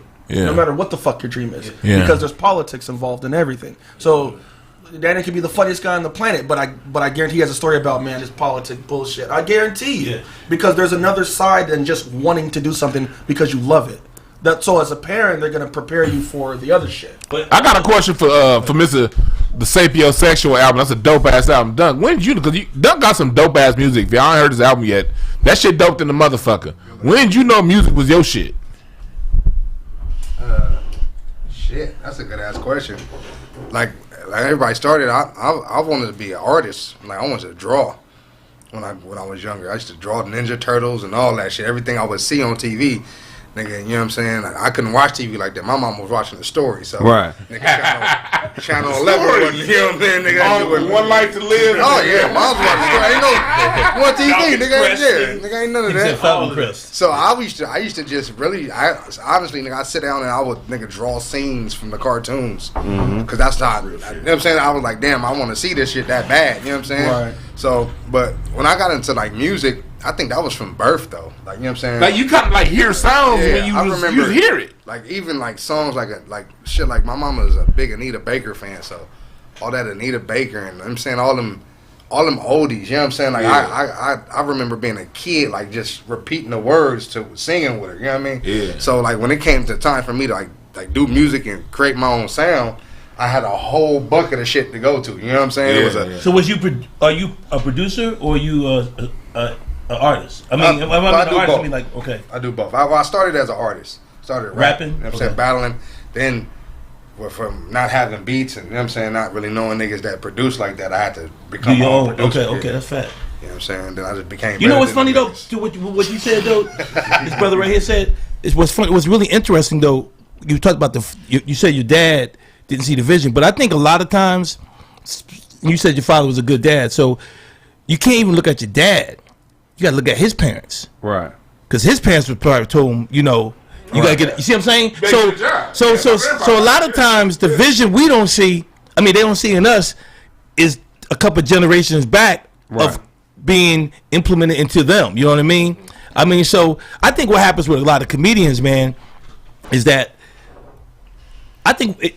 I feel like I got in the game late. I was 26, but I still feel like it was late. Oh, shit, I was 27. Because but I look at it because when I heard about Dave, like Dave Chappelle was 16, 14, 15, something like that. So he got Nick Cannon we started Nick Cannon. Nick Cannon was 15. Right. You know what I mean? And Nick came the guy and I was like, yo, I want to be. We was in San Diego one time. He's like, yo, I want to be a comedian. And guy was like, yo, we're coming up to Fat Tuesday. Cause that's how Nick got discovered, at our club. Okay. So I don't ever remember his parents, but there was two dudes that believed in him enough that used to bring Nick up to L.A. Yeah. So you gotta still, it's like who you have believing in you. You know what I'm saying? Right. But after a while, then it comes down to, it's like with my doc, man. Not to get up on it, but I went to people. I've gone to people like, yo, I got this doc. Motherfuckers been like they ain't trying to fuck with me. Right. You know what I mean? Or they didn't want to deal with that. Put it that way. Cause I promised Marcus King I wouldn't say that no more, so I'm not gonna say that. Right. But what happens, like everything, bro, it takes one person after your show to see that to tell you that you should be a comic. And now, guess what? I bet you there's somebody out there now like, yo, I remember I told that nigga he should be. Seed. Yeah, you see what I'm saying? So who's the seed planter? That's what my dad was for me, man, because I didn't think my dad messed with anything that I did comedically. Me either. You know what I'm saying? Because at first, he was pushing me. My dad played all sports in high school, and he had all 100 stories. Like, well, I was dunking in the 9th grade. And I was, so he put the pressure on us. I was always athletic. I just didn't have the court IQ. You know what I'm saying? I'm playing bully ball out there, but then when I shot the ball on the wrong rim in 8th grade, that nigga didn't talk to me for a week. Like, that ain't my son. Is that my son? What is wrong with this nigga? So then, until the game was over. Like, this nigga didn't talk to me for a week. And then right after that, I was playing football too, but I was a beast in football. You know what I'm saying? So he was always had his chest stuck out. You know what I'm saying? I'm getting all these sacks per game, blah, blah, blah. And then I got sick. I got cancer when I was like 15. Right. So then I stopped playing all sports, and I felt like I let this nigga down. Like, and then again, he got quiet. Like, this nigga done got sick. He ain't playing. What's wrong with this nigga? This nigga done got cancer. Why you do this, God? I don't like this nigga. Nigga done got cancer, so he... Nigga, I didn't have cancer when I was 15. How many yards did you have before you got sick? Talk about your seeing angels, nigga. You need to be out on the field, nigga. Yeah, went to the doctor. Don't tell the nigga. We got one more game out. Hey, he was hard on you too. He was hard on me. He was on me about sport. He was at the sideline every game. I could hear him. I played outside linebacker, so I could hear him yelling at me like the quarterback cutting inside. I could hear him over my coach. You know what I'm saying? So when I got sick, he was a little upset. Gratefully, God healed me of cancer. But while I was down, like my mom, she saw something in me that I didn't see. So she wrote a play at our church. And she was like, just go up there and act a fool. Because I had been getting in trouble in school, acting a fool in school. She said, just go up there and do whatever you want. As long as you say these few things. And I went up there and the audience was laughing. And then right after that, because I didn't think my dad was watching and he cared, he walked up to me. He said, listen, I build hot rods. I got my own business. I got all this stuff going on. He said, and I play sports. He said, I can't give you no advice on where you're supposed to go. He said, but what I want to tell you is start reading autobiographies of comedians and actors. He said, read them autobiographies and then just mimic what they do. Right. And that's what I started doing at like 16, 17. I started reading. And that's for all the people out there that may not have any guidance about what you want to do. Start reading autobiographies of people who have done or doing what you want to do. And I started reading them books. So you just mimicked everybody after that? I mean, I started pulling out pieces that I could use. Like one thing I got from Jay Leno. So nigga was stealing material. That's a double mimic. I'm not mimicking you. I'm mimicking the nigga he's mimicking. No, I'm mimicking his material. That's about it. So one thing in Jay Leno's book that really fried me, because Jay Leno said, or was it Steve Martin? Steve Martin was like, always look better than the audience. So he said he would dress up in a suit and tie and be dressed. He said, always look better than the audience. And then another thing I got from Jay Leno's book I'll never forget, he said, when you're in Hollywood and you're pursuing acting, if it's a role you're uncomfortable with, you can't never say, I'm uncomfortable, I don't want to do this role. You just tell them I'm not available. Right. So whenever shit come across my path that I don't really agree with, whatever script I don't want to do. So he was up for Greenleaf, right? Like, So you read the people in the book, you mimic the book. Have you ever read, did you read Frederick Douglass's book? Nah. Oh, okay. Oh shit! What's the punchline? I'm just saying. Come on, Craig. What was it? Hey, come on, Craig. This nigga about to say something. You better give every black person in America. Then he hit on a good point as far as his last bar was a white bitch. Yeah, I know. Yeah. All right. But I hit on a good Freddie point. Douglass, he crossed over. A lot of times, our parents were raised by the people that came out of the Great Depression. You know what I mean? Like, I look at my grandfather. He's 97 years old. Next week, I was talking to him last night. He'll be 97 in a couple weeks, and he was just talking about how he went through the whole. He was 40 when the civil rights legislation was signed. When he's gone through that from being a sharecropper to getting a job. I mean, to owning his own business to having to go work a job because he went through the whole civil rights thing, and he saw the shit that we went through as a people through the civil rights movement. It was like, nigga, you better off getting a job because it's business owning shit. He went through the whole era of the government shutting down Central Avenue and all that shit. And so our grandparents was raised with hella trauma, right? And which was passed down to our parents, which was passed down. So whether you have a parent that discouraged you, don't take it personal, or if you didn't have a parent at all, don't think that parent would have told you the right thing. Right. Either way it go, you got to go back to what Kraig was talking about, and that's going to your first love, and you know what your first love is. Only you know that. You know, I always tell people this, and I think because of me, because my background, I won't get all heavy into it, but from 15 on, I've been on my own. I lost my mom young. Right. So, but I always tell people, man, at the end of the day, ain't no excuses. You know what I mean? It's got to be your call. Right. You know, when you 15, 16 and you young, of course you don't know, but when you get 18, 19, 20, 21, and you got to see how the world is, right. You can't have that excuse. Right. You know what I mean? And think about, and I say that even in the business of entertainment, because, man, it's so much shit going on now. Like, I mean, like, I'm looking at this, and I don't want to change stuff, but look, like this girl. Like, now, ever since I've been in LA, especially when I started getting commercials and doing a lot of shit, people come to me, like, for advice, right? And I'm, you know me, I'm down to talk, whatever. Yo, how you get an agent? How you do this? How you do that? Now, I'm reading that this broad puts Gorilla Glue in her hair, right. And this bitch gets a decent-ass agent. Right. And I'm saying, how fucking unfair is that to every motherfucker that's really been putting in the work? But at the same time, you can't hate on the motherfucker, because if that's how they get there, they get there. Everybody, you know, we all don't go to Ralph the same way. But that's But it's, you know what I'm saying? But it's, you know, so that's this whole game. I think of life, man, is interesting, because I think at the end of the day, you got to know yourself, man. Right. And too many motherfuckers don't know themselves, Kraig. That's the problem. Well, you know, I think a lot of people would listen to what I'm saying and think I'm saying that you're saying that don't pursue what I want to do. Don't do. I don't think you're saying that at all. No, but I'm just saying the average person listening. But they don't understand the flexibility that is required to make happen what you want to happen. Because there's nothing really that's written in stone. The problem is with a lot of people is this. When you get to a certain age in life, you get a job. Right. So you get a job, and now your car note, your house, your apartment, your girl, your wife, everybody's based off of that. Right. Paycheck. So now, if Kraig says, damn, I want to be a motherfucking movie producer. Right. And you got to start from scratch one. Right. Your lady or the kid, ain't nobody trying to hear that shit. No. Yo, nigga, we understand it, but how we eating? Right. So most people can't make that adjustment. If you single, I'm single, I don't have no children. When I did it, when I got into the game, I was able to make that adjustment from my master's degree in computer animation to saying I want to be a comedian writer. So a lot of people can't make that adjustment too. So that's another reason why I think a lot of people don't pursue their dreams or their goals. Right. How do you balance it, Doc? Man, that's a good ass question.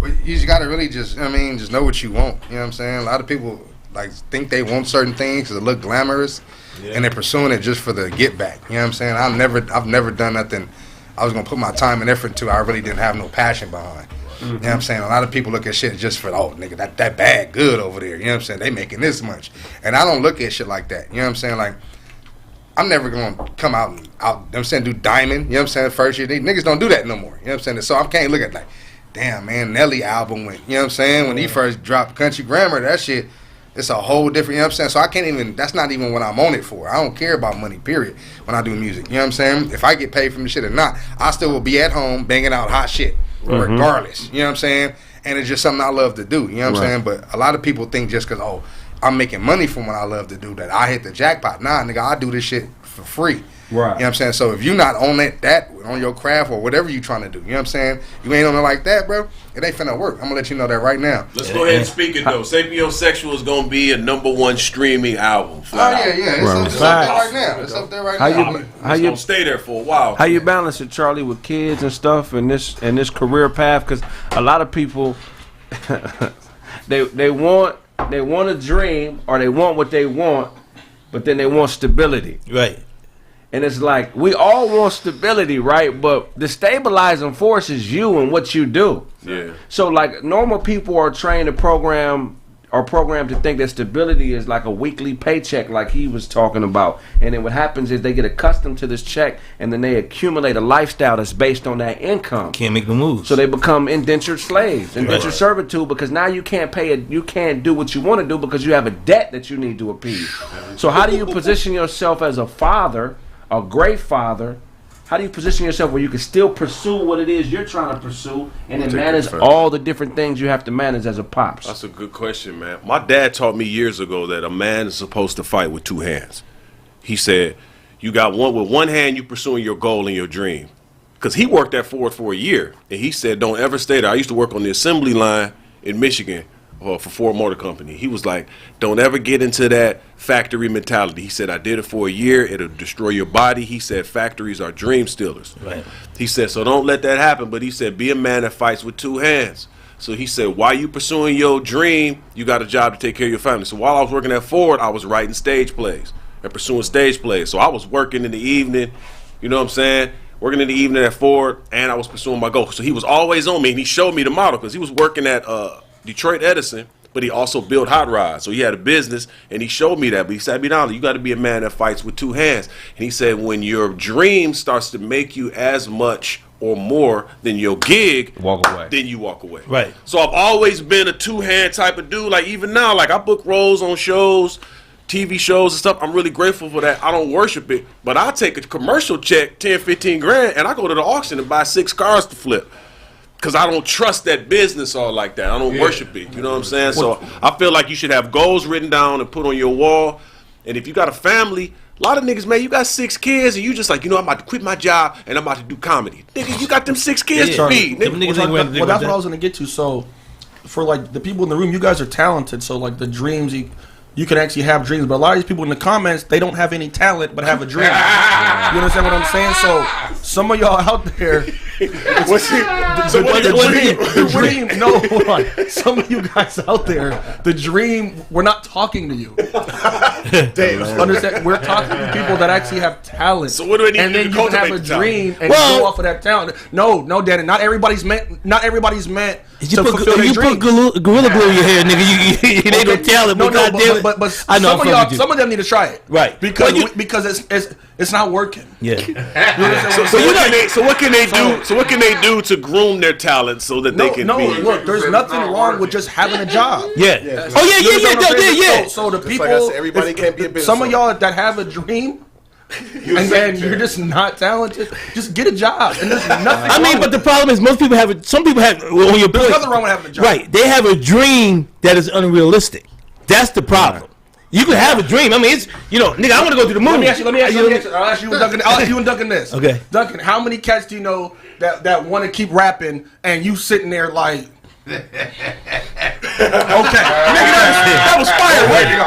But we all start off trash. No, I'm talking about now. That's true. Now, like it's been for a while, and they ain't gonna never. Yeah, it's a lot of. Okay, then same thing. People think, hey man, I want to do comedy, and you here to work, and you like, man, you've been at this 15 years, and you know what's funny though? It's funny you say that, man, but it's something that helped me deal with other people, and as comedians, I think, or anybody, we definitely know this one. And maybe you're in the music too. How many people have come to you and go, yo man, what you think about old boy? Mm-hmm. What you think about this comic? Mm-hmm. So what happens is, because they got their opinion of whether he's funny or not. So what has helped me now, to answer your question, I would look at somebody and be like, the nigga ain't a writer. See, I'm on a writing tip. Right. You see, if you can write but can't deliver the joke, I'm be like, the nigga got something, but he just don't know how to present it. Right. But I can tell. See, I don't like comics that do the same material all the time. Because to me, you're on autopilot. Right. So now I'm judging you. But the reason I don't say to people, do you think this guy is funny? Do you got or not? Or like he was probably say, yo, do you think this guy can rap? Because everybody got acquired taste. Right. It's this world got billions of people, and it's gonna be one. You only need 1 million people to like one dumbass joke you told. Right, but you're talking about the outliers. I'm not talking about the outliers of it. There's an outlier for all of that. We see a lot of trash music on the radio, right? And you wonder how he got there. But we can't use them as the example because they're the outliers. So the average person with this dream that has no skill, you can't. But it's hard. But it's hard to focus to want to be the outlier. You have no. You know what I'm saying? You probably have an idea. It's like a child. It's a fan or a person with talent is almost like your child. How can you tell this motherfucker you can't? You know what I mean? This motherfucker coming with passion. Yo, I've been writing this joke. And you want to say, nigga, you ain't got it. But you don't want to fuck. You know what I mean? Like basketball ain't for you. Nigga, you shoot on the wrong court. But it's not for you. But in his case too, I mean, unfortunately, maybe you would have kept pursuing it if you didn't catch cancer. Football. You know what I mean? You know what I'm saying? I'm gonna say something. I seen clips of Charlie playing when he was 14, and that nigga was good. He wasn't regular good. He was like So what I'm saying is he was like elite level. So that's the point. I mean, and I'm saying that's the point. You were that clip you sent me, right? In the backyard. Oh yeah. Oh yeah. Yeah. My brother. Oh, you said in the backyard? Come on, bro. It's not even a He not talking about. Hold on, bro. Was he even in? Hold on, no, bro. This nigga was in a basketball court playing football. Bro. Hey, Was you it a league? 14, I was hooping in the yard. So no I league. thought you were talking about football. I'm about to say. Oh, okay. I thought you were talking about football. No, basketball. I don't need to see. Okay. I don't need to see a nigga hooping with other elite niggas to know if he good. I could just see 2 or 3 movements and be like, oh, this nigga could be nice. Damn, I was trying to wait till we got to 1,000 likes, man. Smash the like button. Smash the like button, man. We'll be back in a second, man. Must was trash. Appreciate you. Hey, can you play the trailer? Hey, is it downloading or no? The trailer? These niggas probably ain't never hooped a day in their My man is a dirty dog. A dirty dog. Oh yeah, that shit right there. Ooh, yeah, your dog is dirty. Ew. You know what? I know who we can call. Who? Code Red Carpet Cleaning. Who is that? Oh, look, watch this. Code Red, Code Red, Code Red. See? Wait a minute. I know you. I've cleaned your carpet before. Mm-hmm. Okay. Hi. I know what that spot is from. That's either from a dog or from a man. Oh, that's her man's. Nasty. Yeah, it needs to be taken care of ASAP. Don't worry, though.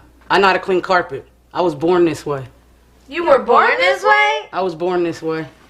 Hey, you guys, this is Chantel with Code Red Carpet Cleaning. If you need your furniture, tile, carpet, or anything clean, click the link in the bio or call 747-234-6224. Support black business.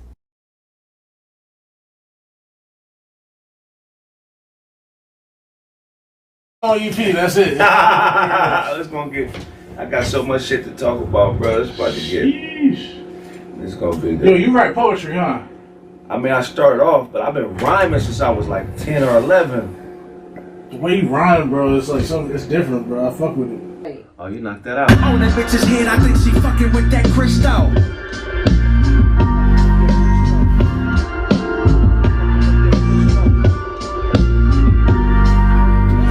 Oh, that bitch's head, I think she fucking with that crystal.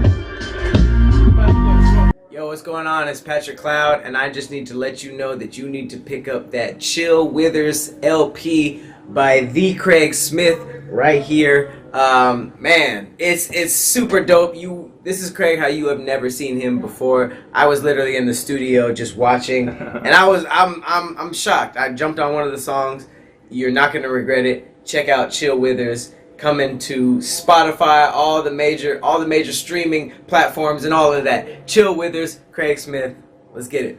Man, we in here recording, man. We working on this Chill Withers project, man. Chill Withers. You know what I'm saying? It ain't never too late to blow. Chill Withers, that's how I go. How to do a robbery and get away with jewels. First you have to plan out. Meet her at a man's house. Must have wore some track shoes. Sprinter how she ran. If your girl don't hate you, then her friends won't date you. I think she fucking with that crystal. Every step towards that meth like Wu-Tang instrumentals. Tell him pussy, why the fuck do you strip for? Die on that battlefield or yield to a lip blow. On that bitch's head, I think she fucking with that crystal.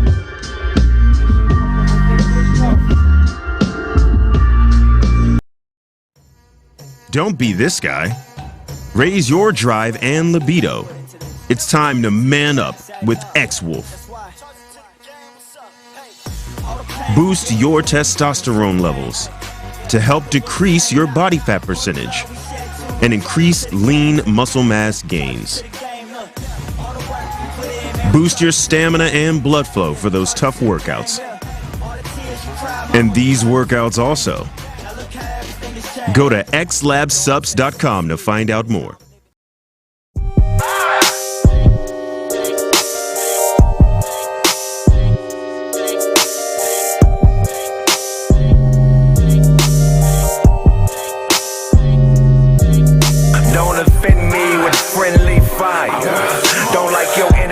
Cause men be liars.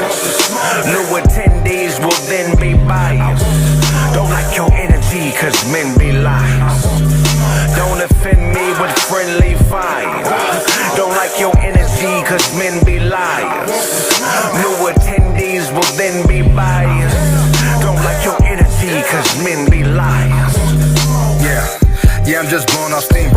Trying to get money from my people. But the time I own fire, no equal. Fire up something cause I'm so stressed. New cash money, nigga feeling so fresh. Big money, big progress. Big talking when we cash X. Boss speaking, niggas say less. Are you ready for the prime time? Stop playing, nigga, bang my line. I'ma get rich or die trying. Hater niggas don't bend no. Blowing smoke out the window. Pass bucks to my kinfolk. Hang a nigga from a thin rope. But we trying to get it in though. Can't wait to the end though. In game like Nintendo. Hot shit, but I'm so cold. My God. Don't offend me with friendly fire. Don't like your energy, cause men be liars. New attendees will then be biased. Don't like your energy, cause men be liars.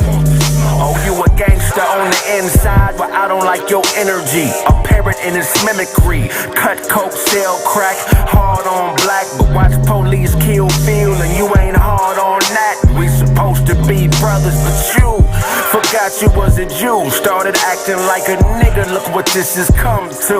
A new identity, hoes in male clothes with them brewed hostilities. Look, I just want a shot to impair mayors with red dots, cause acting to get you work like headshots. In my car with a bizarre Asian, white coupe, the car is Caucasian, on a star blazing.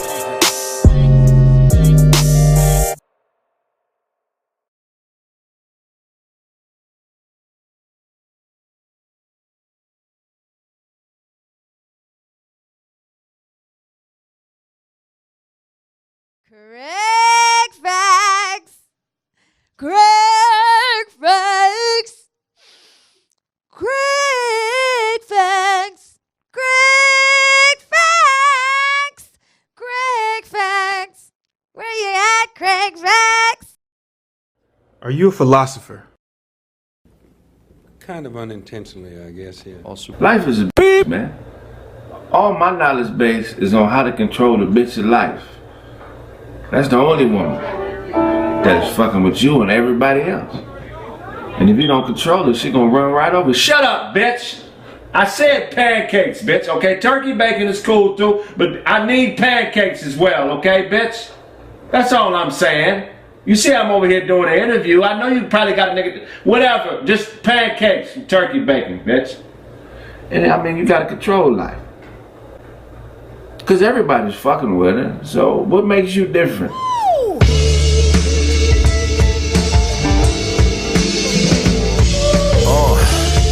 You've been bitten by the snake.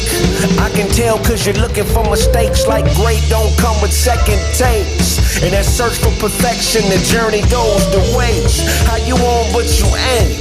Crystal ball says y'all ain't saints, nigga. And y'all ain't crew. He the boss, he don't do that greyhound with you. The black bag belongs to you for a town or two. Make friends with a bum, sleep on the street, and that's the only nigga down with you. Cause you all you got. Preaching man can't do it, nigga, call your shot. He done brain fucked your girl and now she bringing them all you got. Brace that label of sinner, now your balls is chopped. But once you believe in you, then it's all to stop. Killers, cutthroats, and scoundrels, you keep a lot of niggas around. A circus over there and they waiting to clown. Cause you lost what they found. Killers, cutthroats, and scoundrels, you keep a lot of niggas around you. It's a circus over there, and they waiting to clown you, cause you lost what they found. I only know what I know. Sometimes I fall short when I'm slapping a hoe. Mother told me hit back, father told me get strapped. So when they come swinging, all you need is click clack. Them hungry niggas will extort you, they almost forced to. How you in Rome and ain't talk to Caesar? Them west side niggas gon' check your visa. Yeah, no stab, that's a crab. Can't run with a Charlie horse, unlit lamp. Plus that bitch, she with them niggas, all shit snap. She done turn your hotel into a Target trap. They might as well take your bread, but hopefully they leave your head. Another Louis bag and we left for dead. It's group economics, dog and sled. If we don't pull for each other, then there's trouble ahead. Killers, cutthroats, and scoundrels, you keep a lot of niggas around you. It's a circus over there and they waiting to clown you, cause you lost what they found. Cutthroats, killers, and scoundrels, you keep a lot of niggas around you.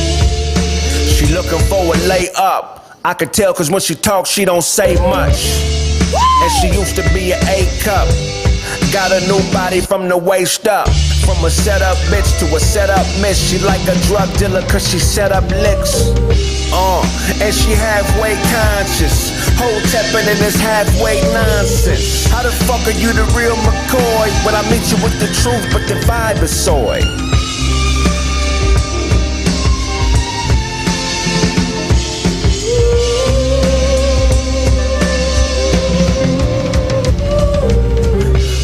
Killers, cutthroats, and scoundrels. You keep a lot of niggas around you.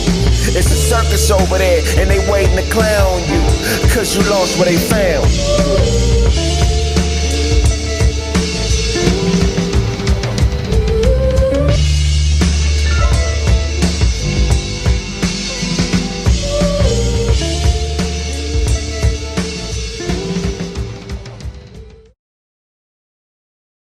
Guess what, y'all? I have a new product. It's called the 6'9" Snitch Finger.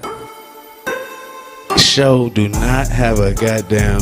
Is that a lace front beard? You just put it on. Hey man, I'm about to get I wish I knew who the fuck said that shit. And point to the person you're snitching on. Bitches go home for Christmas. Man, I ain't shit. It was this nigga. It was that nigga here. It was this nigga here. This nigga here. I wanted to go home, nigga. $25 plus shipping and handling.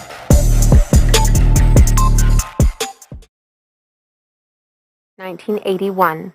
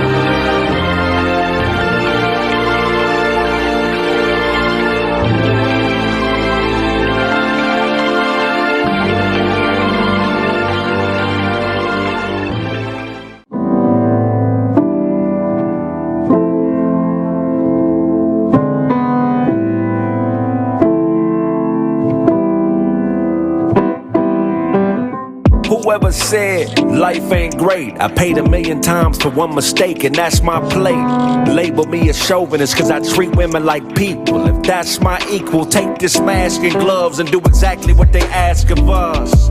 Queen, I am not a king and we are not nobility. No imaginary friends, no fake tranquility. Only goal is to survive and you are not my enemy. And when I take a gander at your standards, it's based on them. Over there, your hope and the same people we talk to use soap. They used to hang us by a rope. Lost sight of what's right, now you're praying to a pope. And it's a God right here and we are one and the same. Thank them for my contribution, one in my brain. Just a nigga with a pistol willing to die for you. With my faith doing the sin that your eyes should do. I'm leaning on my spear, a soldier, fuck the fear. We gon' make it through, the God and you is here. We gon' make it through, we gon' make it through.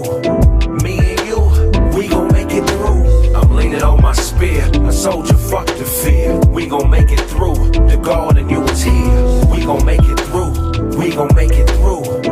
Me and you, we gon' make it through.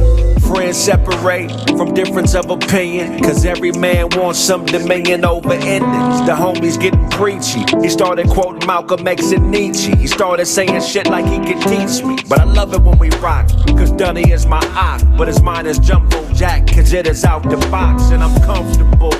Relaxed in my recliner, stick to norms like the diner till this shit came out of China. It made us all nervous.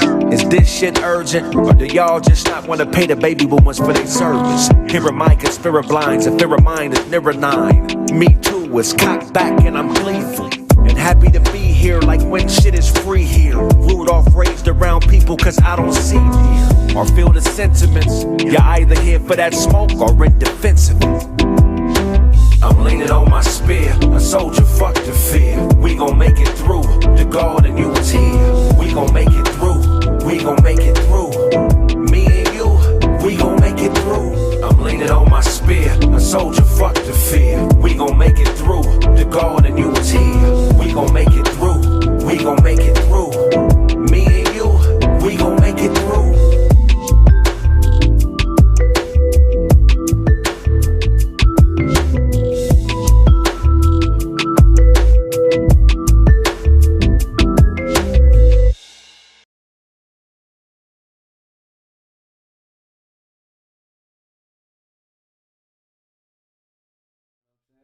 This the way, bro.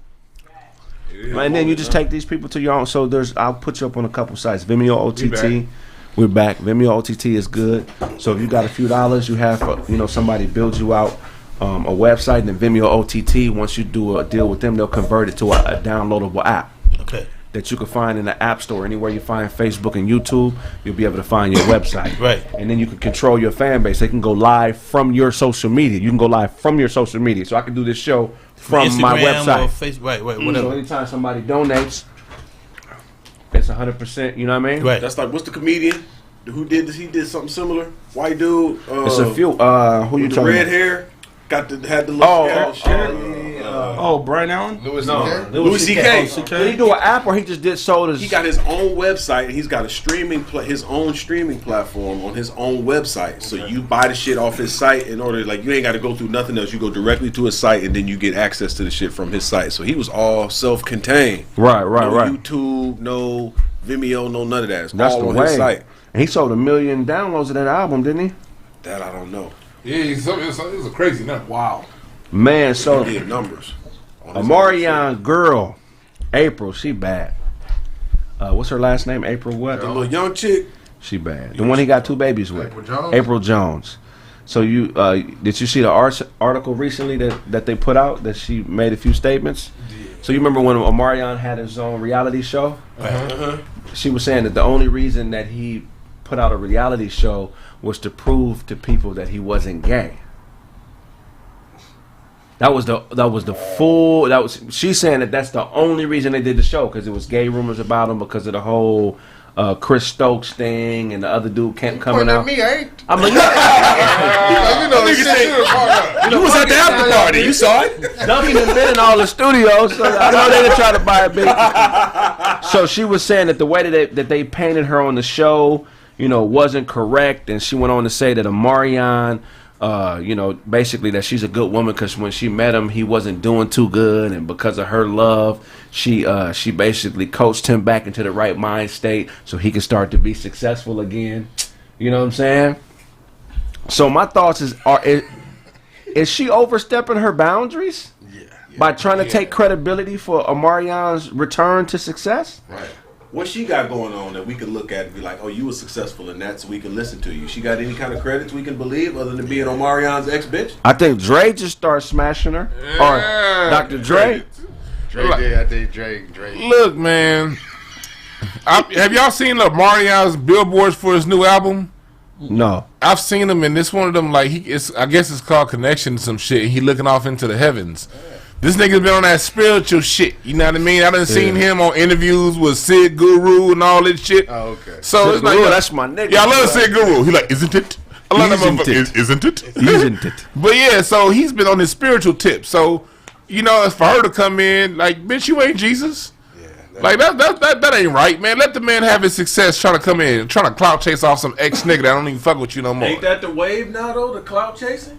Good point. Somebody bubbling and then they want to attach their name to it. You know what I'm saying? Right. She's doing what she's supposed to do. Because that's trash. She's supposed to do that. Yeah, she not supposed. Because you know what? That's just a hurt feeling too. Ain't like that's something that's like quantifiable. You can't really, you know what I'm saying? How can you like measure that? That okay, this amount of love I gave this nigga 20% love here. Then I gave him 30 more, but you can't fucking quantify that. So it's like she's just talking out of emotion, and we will never know. So yeah, she doing too much. Isn't it gay to try to prove you're not gay? Oh yeah. Hell yeah. And I don't think Omarion is gay at all. Yeah. I don't get that from him I at never all. seen him do no gay. Chuck think everybody gay. I don't get gay from Omarion. I don't. I'm a fan of his talent, but anytime another man or any entity could get you outside of who you are to prove to them, you acting like a bitch. Yeah, you gotta question that. I mean, especially when you're at this level. Right. You know, when you're at this level, you're not supposed to. When what we do now, we can't try to defend everything someone's got an issue with, right? Because you'll be out your game and you spend half your day trying to defend, right. And it's a prime example. I was talking to one of my boys the other day, right? And I was like, man, I just get one of my boys is connected in a way to LeBron, and I'd be like, man, why don't LeBron be going back at these motherfuckers? You know what I mean? He's like, man, he ain't worrying about that. He's like, LeBron getting his body ready after every game. He ain't got time to be like us. We like, oh, this bitch don't like me. Bitch, fuck you. You know what I mean? Like, and it's just so you're right, man. You can't defend everything. It's a goofy world. Yeah. Man. This world. That's why I avoided it for so long, man. I was talking to Kraig during the break. I avoided this whole goofy world of internet entertainment. I had I didn't have a cell phone. I didn't have no social media. I was away from it for like 2 years because it's such a goofy world, but I'm appreciative. I'm glad I got back on because to build your brand, you do need it now to a certain degree. But it's just I never wanted to do it. Too many people got an opinion. Too many people got a voice. You like, gotta who cares what this bitch say? You gotta watch who you try to prove yourself to. You can't prove to Omarion. You can't prove to somebody that you're not gay. Yeah. It's impossible. Yeah. You know what I'm saying? Yeah, I mean, even if you fuck Leslie Jones in front of a nigga to prove, like, I'm fucking the ugliest bitch that I could possibly find. If I didn't want pussy, I wouldn't be in this pussy. You can't prove it. Leslie Jones like Pat Ewing's son. That's all you can't. She look like. You sell that to people. We can't joke about nobody. Y'all go at people I know. I'm like, nah, I can't comment, man. I came up with Leslie. I know. We support her. You know how many letters I wrote to Saturday Night Live about y'all better star her in more shit. You know what I'm saying? She funny as it might look like. And she look like Brandon's twin. Tell him how handsome he is. Tell him. The last time. I literally don't care what a man thinks I look like. Talk about it. Your bitch love me. Hey, let me ask you, Brandon. Okay, if you're Omarion, not Brandon, how do you prove to somebody that you're not gay? You don't even let it affect you. Yeah. Okay. Why would you're Omarion? You know what I'm saying? That's Like, that's a good you're not a regular average dude where a lot of people think like, oh, they're talking about me. I need to go prove this. Nah, you just keep it moving, bro. Omarion not gonna prove nothing to nobody. But he did a whole reality season, 2 seasons of a reality show to dispel those rumors. How we know that she's saying that? That's what she said. Because he did get paid handsomely to do these videos. I'm pretty sure that check has something to do with it. Is there a better way he could have proved? That's a better question. Is there a better way? Give me something tangible, an actual thing that he could have did that would have been better than a reality show. To do what? To show that he wasn't gay.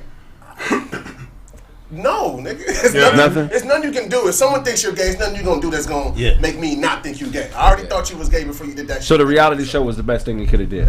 I don't think that's why he did it. Yeah, I think he wanted to check, nigga.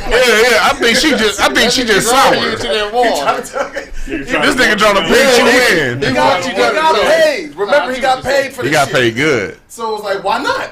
Nigga, all right, fine. Well, look, y'all niggas follow me around and then pay me while y'all follow me around. That's fine. I'll do the shit. It was better than the music. This all is that her shit. quote. His management thought it would be good for him to do a show, and thought it would be good for him to do a show to show that he wasn't gay, to dispel the gay rumors. But here's the problem, though. Why is it a problem now?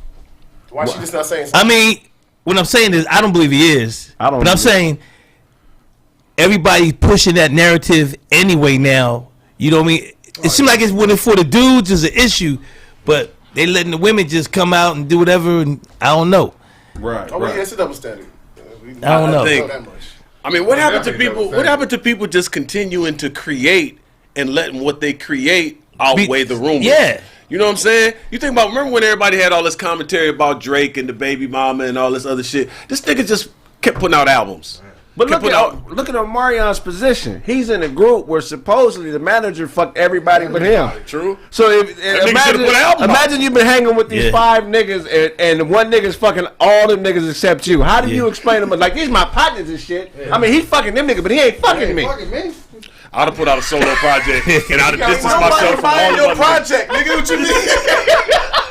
You put out a project of I ain't gay, nigga. Ain't nobody buying that shit, nigga. So the nigga does a motherfucking reality show, and that's supposed to help. At least you gonna get paid. You gonna get paid. It's upfront. The nigga should have did the reality show and put put an album out and get no money. Or go somewhere. I feel like he should have did both. You do the reality show, which most people do. You do the reality show and start pushing your solo project. So let's say the first one flopped, then do another one. Keep creating, nigga. Hey, That's Charlie. to shut up. Omarion was in the teeny bop group, nigga. It's not as if he was in some like real ass. These was teeny boppers. So a reality show is gonna get him more exposure and get him more relevant to anything that he can relate. Look, he got an album out right now. You didn't even know it. The nigga should have put an album out there. He got to drop consistently, dog. I don't know. Maybe the nigga should kill himself. I don't know. I mean, let's take it to the extreme. Why not just say I'm not? Why not just say I'm not just gay? Put the hammer in your mouth. Yeah. Why not just say I'm not gay? Why not just fuck a bitch on because you don't have to. But and also you don't have to respond to every rumor. Yeah, that's big. That's you don't have to respond to everything. I think that's kind of impossible for him to do though. They would kill the situation be with Chris Stokes. Yeah, if I'm saying they would kill him if he came out and said I'm not gay.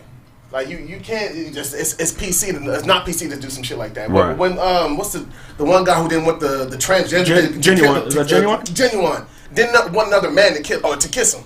And they killed him for it. Right. Nigga, I don't like men, so I don't give a fuck what he says he is. He's a man to me. I don't want that nigga kissing me. I'm sorry. Yeah. Right. Yeah, that's real tough. Well, I think but you know what happens then?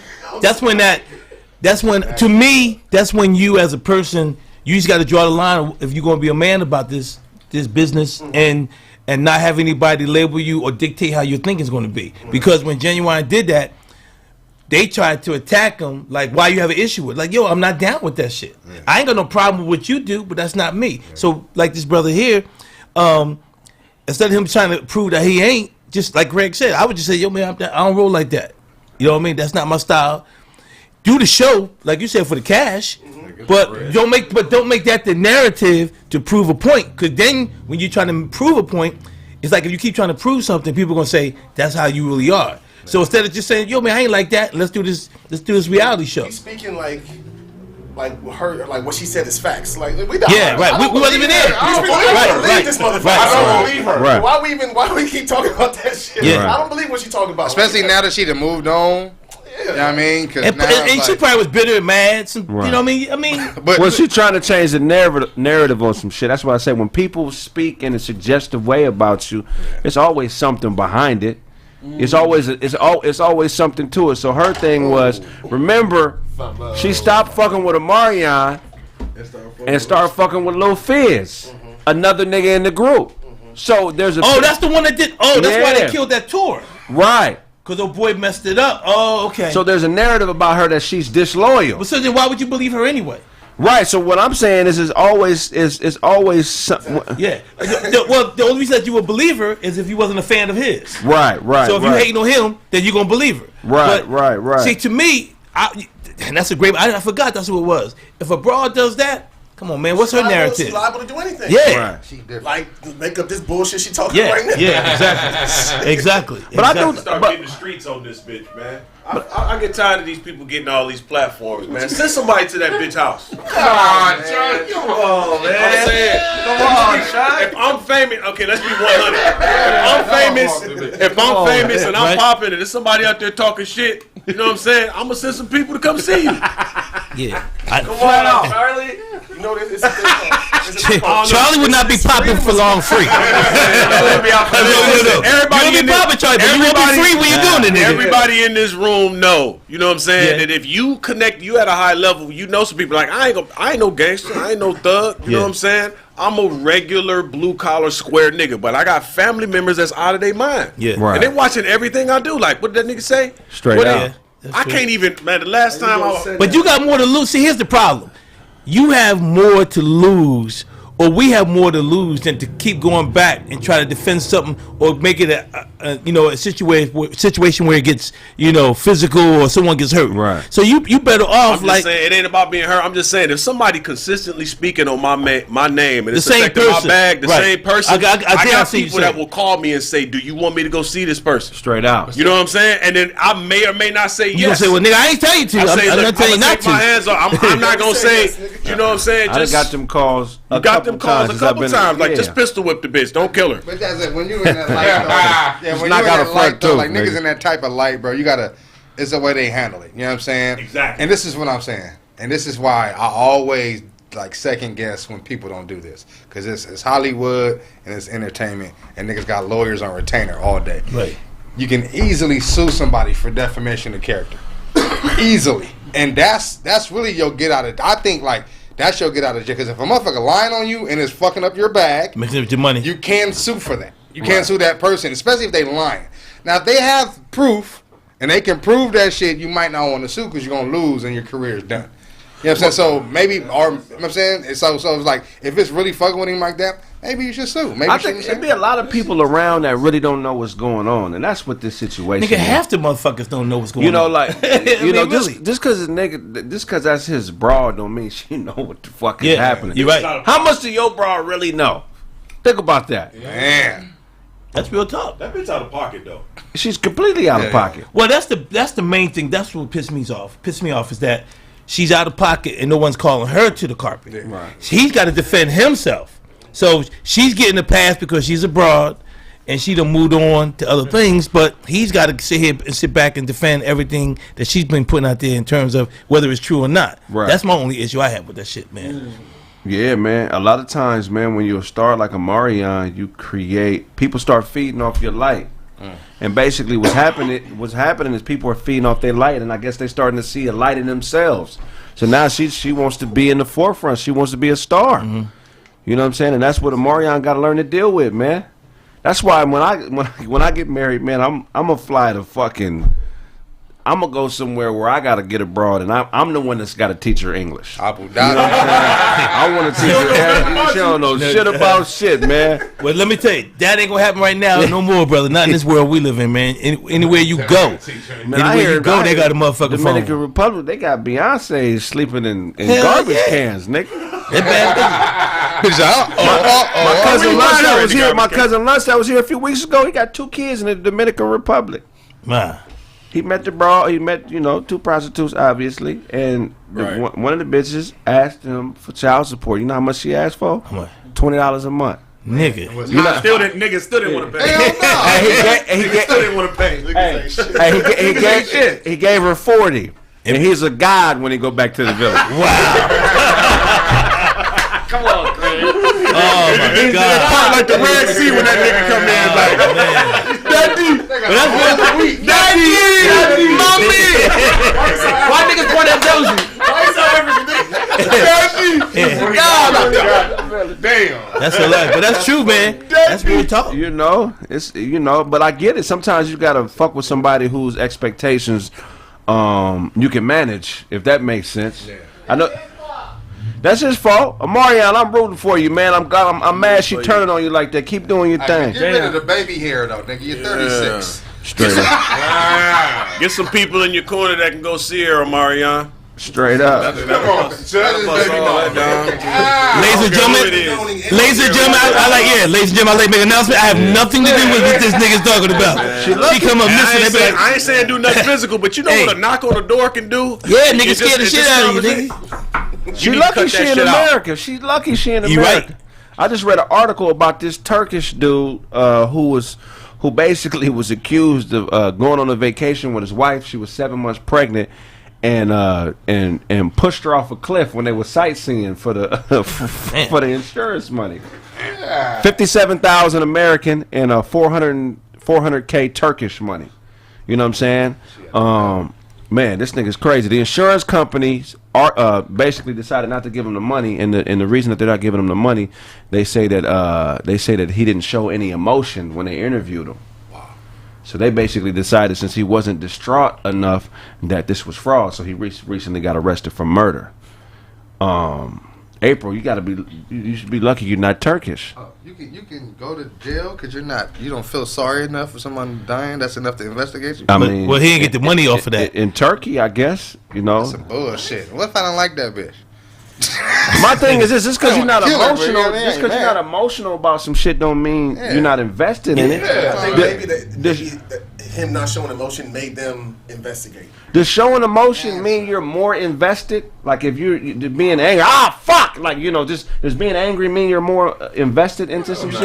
Either that or acting. No one can die and you can't have like no emotion though. Like a close one, no emotion. You never been to sometimes people just zero. No, sometimes people just raw all the time, bro. It happens all the time. People be numb. But let me ask you this: when they cancel cross country at your high school,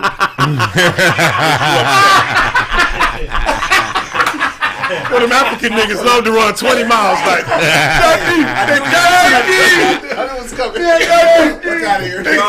was you emotional when they canceled cross country? That's fucked up, man. Hey, but like some people, here's the thing. Some people just be numb though. You know, like some people just be numb when people die. You know what I mean? And on top of that, we all been to that funeral with that one cousin that fall out and jump in the casket. We know they lying. Right. You lying your motherfucking ass off. You ain't seen that nigga in 19 years. You hit that nigga with a fresh fuck you an hour before he died. Yeah. I mean, hey, I would think if he cried too much, that's why I wouldn't give him the money. Yeah. He was overacting. Shit, if a nigga, you know what I mean? If he crying and falling all up, like, nah, nigga, you killed it. So is it fake to show emotion for gain if you don't feel that way? Yeah. So for the bag, should he be my way? Well, yeah, he should have, because if the goal was for the insurance money, you got to be in character the whole way. Then you can't just kill her and be like, all right, like the job's done. The job's not done until you get the money. What if the nigga been right? What if the nigga affected right? He affected right, and nigga ain't said nothing. He just come, and you know what I'm saying. One day that nigga just let out a scream like, ah! Right. You never know. He might be holding that shit in. Wait a minute. How about this?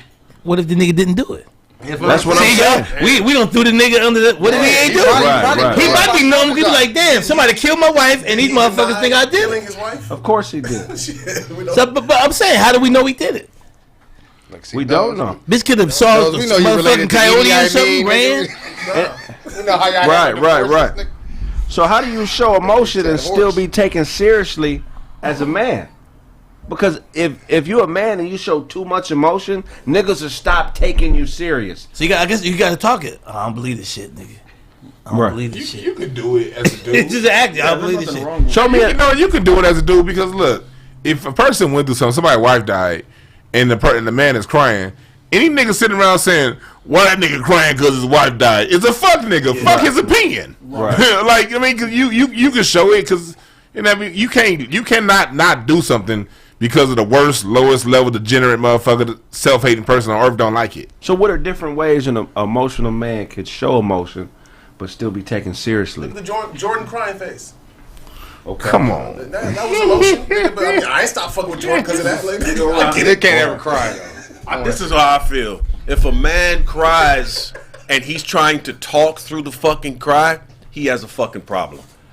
You gotta let... I can't understand what the fuck you saying. If you got, why the fuck you trying to talk through a cry? You a selfish fuck because I can't understand what you saying. You selfish as fuck if you try to expect me to understand what the fuck you saying while you crying and talking. To me, that's a cap nigga. You selfish. You on some hoe shit. If you trying to talk through some tears, shut your whole ass up and let the moment pass, and then talk. So I think a nigga is emotionally unstable if he talks through his tears and expects us to understand. Nigga, you never cried and talked. No, you was a motherfucking liar. No, I know. I cry, but this is me right here. I catch a moment. And then I'm back to it. I'm telling you. Hold on. Yes, Charlie, cap nigga. This is a cap nigga right here. You a cap nigga. So Charlie, so when you was a kid and you got a beating. Oh, come and on. We all did. We all talked. As a kid? I'm talking about as a man. Never. He said never. Okay, as a kid, yes. Okay, I just want to know. I mean, you ain't ever trying to talk your way through a cry. Listen, I was at a funeral. My grandmother passed. My uncle took the stand. My uncle got up there, and this nigga cried for 5 minutes while he talked. And I'm in the audience cracking up laughing. No, it was his mom. It was his mother-in-law. And I'm looking in the audience like, will y'all get this nigga? Charlie, he just man. Funerals be funny. One in the moment, this nigga's like, and then she went in the last Tuesday. Like, man, sit your whole ass down. You don't understand what the fuck you saying. Come on. I mean, that's just me. I feel like a nigga is cap. If you talking through you tears, you should have let there and talk for him. Oh, this nigga can't finish. Shut his whole ass up, let the moment pass, and then talk. As far as I'm concerned, hey, that nigga was on some whole shit. But I think when you put rules on shit, that's a justification not to give a fuck. I think it's more gangster just not to give a fuck. But if I got to put a bullshit rule there and say, hey, well, you can't talk, or how long did you know her? You only know her 6 months, and it shouldn't be no rules, nigga. A real nigga will express himself regardless of what the fuck other niggas think. But maybe he wasn't feeling no emotion because he was getting interrogated. You know what I mean? Like maybe he was like, maybe he feeling with. Yeah, exactly. Like, damn, my motherfucking wife dead. You niggas asked me if I killed her. Right. So I mean, you ain't gonna cry doing that, and you ain't gonna show no emotion. If anything, you gonna be like, you know, scared. I don't know what the fuck, whatever it is. There's only one type of way a man can cry, nigga. It's nigga straight face with the tear. You gotta have one tear. The Denzel Washington tear. That shit might get the movie tear. That's it, nigga. The Denzel Washington tear. Or you can hit this. You can hit the. You know what I'm saying? To hide your face cry. I can deal with that. But when you. I'm laughing at you. With the high pitch. I'ma laugh. I'ma feel for you. The first one. The first one's crying. So wait, are you goofy, my nigga? Are you a cry talker? I'm sure I've done it before. I have. I have. When Jenna's dad died, me and the bitch broke up. I cried. His cousin's gone. I cried. I was crying my ass off. And while talking, though. Yes, my uncle died. I'm calling my dad to tell him that his cousin's dead. I'm not. I remember daddy. I remember you're good. I couldn't say shit. I couldn't say shit. So you would have laughed at that? So you would have laughed. If I was next to those, I would have said, shut the fuck up, let the moment pass, and then talk. We'd have to fight each other. We'd have to fight on that. Like, what? Hey, Charlie, wipe the tears away, niggas, so quick. Pull up. Daddy. Talk about fuck you crying for, nigga. I've been shot. Goddamn, Charlie, I can't cry talking. The motherfucker went that way. This nigga cry talking. Fuck that, he a bitch. And he's snitching. Nigga shot me in the back of my neck. Nigga, I can't cry talking. And he's snitching too. Wait a minute, you cry talking and you snitching. Kill yourself, nigga. Charlie was full of as a parent. This nigga's a bitch. You a paramedic, Charlie. You cannot call. Calling this nigga a paramedic. I've been shot 9 times, nigga. Shut your bitch ass up. But you cry talking, nigga. I can't deal. My dad was on our head when we were crying. He'd be like, wipe them goddamn tears, nigga. You crying? You better not cry talk, nigga. Hey, you know the part that made me laugh is that post-cry breath. When I hear that shit, nigga, you was hurt, wasn't you? It ain't nothing worse than getting whooped and then being forced to not cry after getting whooped. And then you gotta go outside after that to your friends. Real quick, I want my bad, Kraig. Danny, you said you're from Philly? Yeah, what's Philly? Man, I want to ask you something, man, because with the fighting background, I definitely got to ask. So, Larry Holmes, Jack Dempsey, Marciano, Joe Frazier. No, it's Joe Lewis. Which one? What's Joe Frazier? Joe Frazier and Bernard Hopkins. Who had the better career and who's the better fighter? Out of all of those, yeah. Okay, I'll break it down. Rocky Marciano. I can't say he wasn't a great fighter, but I got to say when he fought. So he fought in the 50s and 60s, really in the 50s, where as a black man, you really probably, being controlled by the mob, you probably dudes that could have beat him, that was probably told you better not beat him. You know what I mean? Any Italian boy. So and if you know anything about boxing, a lot of Italians are big in boxing. Oh yeah. So, but Rocky Marciano, I give him juice because he didn't want to fight Joe Lewis and he didn't want to fight Jersey Wilcox. Yeah. He didn't want to fight him. Joe, man. Yeah, but Joe Lewis was like his idol, so he didn't want to fight him. But you know that. Frazier had a hell of a career, undersized heavyweight. You know what I mean? Not right. So not really tall, but he had a Philly. You know, from the Carolinas, came up to Philly with that mentality, a mean mentality. You know. Then you said Larry Holmes. Okay, now here's the deal. To me, it comes down to Larry Holmes and B-Hop. Now I get Larry Holmes juice because Larry Holmes, who was Ali's former sparring partner, was really probably the best, if one or two top jabs in the game ever. Right? Ever. Would you agree? Right? Ever. Right. Yeah, as a heavyweight. Right. As a heavyweight. But don't forget about that boy. From Detroit, Crunk Jim. Tommy Hearns. But he talking about heavyweights. He's talking about heavyweights. That's right. Yeah. What we talking about? Just Philly. Yeah. No. So, the thing with Larry was a hell of a fighter. He fought wars and won them. When he made the comment about Rocky Marciano, right after before the Spinks fight, and then they robbed him. That's why they robbed him twice. Damn. So he was 38, 39-0 before, and then they robbed him twice on him. Yeah. Now, the difference between B-Hop is, I give B-Hop a lot of juice because he had a bad attitude. Like B-Hop, before he went to prison, had a bad attitude. The nigga went to jail for strong arm robbery. Yeah. Right. Like he really was about that life. Like, you be accused that, yo man, I was this. Nah, nigga was about that life. Right. And when he fought us, he wasn't. He felt like he got robbed one fight, but my boy stopped him. My boy stopped Bernard twice. In the amateurs? Yeah. Okay. Yep. Mike Wells. So Bernard, but what Bernard did as a pro is unprecedented. Right. This lost dude his first fight. Lost the first fight. I picked him. Then he lost. You got to remember, he lost to Roy Jones, and then after that, he didn't lose no more. He won the title. He lost to Calzaghe. But that's what I'm saying. After that, he won. He defended the title 20 times. Right. Yeah, insane. You know what I mean? No, he got shot. I was at that fight. No, that wasn't Calzaghe. No,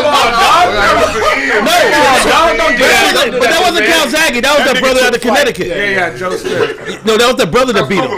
No, the brother beat him first. Joe Smith or something. No, the brother beat him first. It was a brother that he couldn't beat, that beat him first. Jermaine Taylor. Right. Because I was at that fight. That was at the Staples Center. Yeah. Yeah, he's the one that put the first work in. But, when boxing is one of those sports, man, like, people say who I think is the best. So I tell people straight up, top two, Mayweather and Roberto Duran. Wow. Now, Ali. That's controversial. I know. Yeah, why Roberto Duran? A lightweight? No. Do me a favor, bro. Motherfucker fought everybody. Hearns slept. Hagler got slept by Hearns. Nigga, everybody got slept by Hearns. You know what I mean? No, but here's the deal. No. Yeah. I don't. But the thing. Listen, man. He didn't quit. He didn't quit because he couldn't fight. He quit because he's like, I'm not chasing this nigga around all day. Oh no. I'm not agreeing. No, look it up. That's what he said. No. Thank you. No, listen what I'm saying. He said that. I'm not. I'm only spitting facts. I'm not saying. I'm not giving you my opinion on it. He said that. If you're labeling him the two best fighters ever, we gotta nitpick that. But no, and you can't. A guy that quit cannot. See, here's why I say it, because one of the biggest arguments that everybody have with Mayweather is like they try to say he handpicked his fighters. Right? Well, he ain't fought this guy in his prime. First of all, you're never going to fight certain people in their prime because you're just not raised, you're not born in that time. In the 80s, when it was Barkley and all them dudes, and Duran, and Hagler and all them dudes, Duran fought everybody. Right. Bro, go, I'm a YouTube junkie. Yeah. Look at this motherfucking record. Every brother that they thought was the baddest, Duran fought. Right. Tommy. Lost. Sugar. Lost. I'm just going to name them out, though. Win or lose. See, here's the difference, though. But if I'm just trying to understand when you're saying somebody's the best. But you're asking me a question, though. Yeah. But you didn't say whether win or lose. You just said fair, right? That's so because Ali lost, fair, and I think Ali's one of the greatest. That's fair. Okay, so I'm just naming the niggas he fought: Hagler, Barkley, Tommy, Sugar. You fight Benitez? Yes, he fought Benitez, beat him. What about the Beast Mugabe? Benitez was a monster. Now the Mugabe, Beast Mugabe was fire. But this is why I seen go toe to toe with Hagler. But this is why the guy you just talked about earlier, which was Hagler, is so great, because Mugabe was knocking out everybody. He knocked Hagler out too? No, but he went toe to toe with the nigga. That's what I'm saying. Marvin Hagler was a specimen. he fought. His losses were like Willie Monroe back in the day from Philly. So a lot of what people really fail to realize is Philly fighters.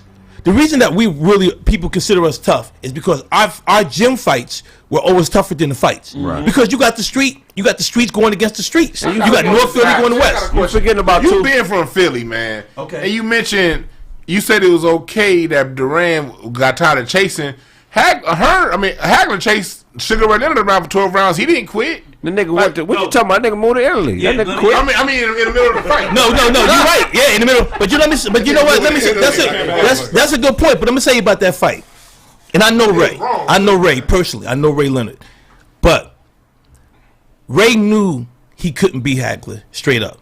He just knew that was not going to be a war he was going to win. Is that why he waited 6 years after to fight him? Well, people got to no. We're going to say he ducked Marvin Hagler. But you got to remember this though. He had a detached retina. Hagler and then somebody else. The time he ducked Marvin Hagler. No, he ducked him. No, he ducked. You know who he really ducked? You know who he ducked? If anybody ducked was Aaron Pryor. If anybody ducked, for sure ducked Pryor. Pryor wanted him since the amateur days. Correct. Right. Because of what happened him not getting on the Olympic team. Right. But he definitely waited for the Hagler fight. He waited. Yeah, but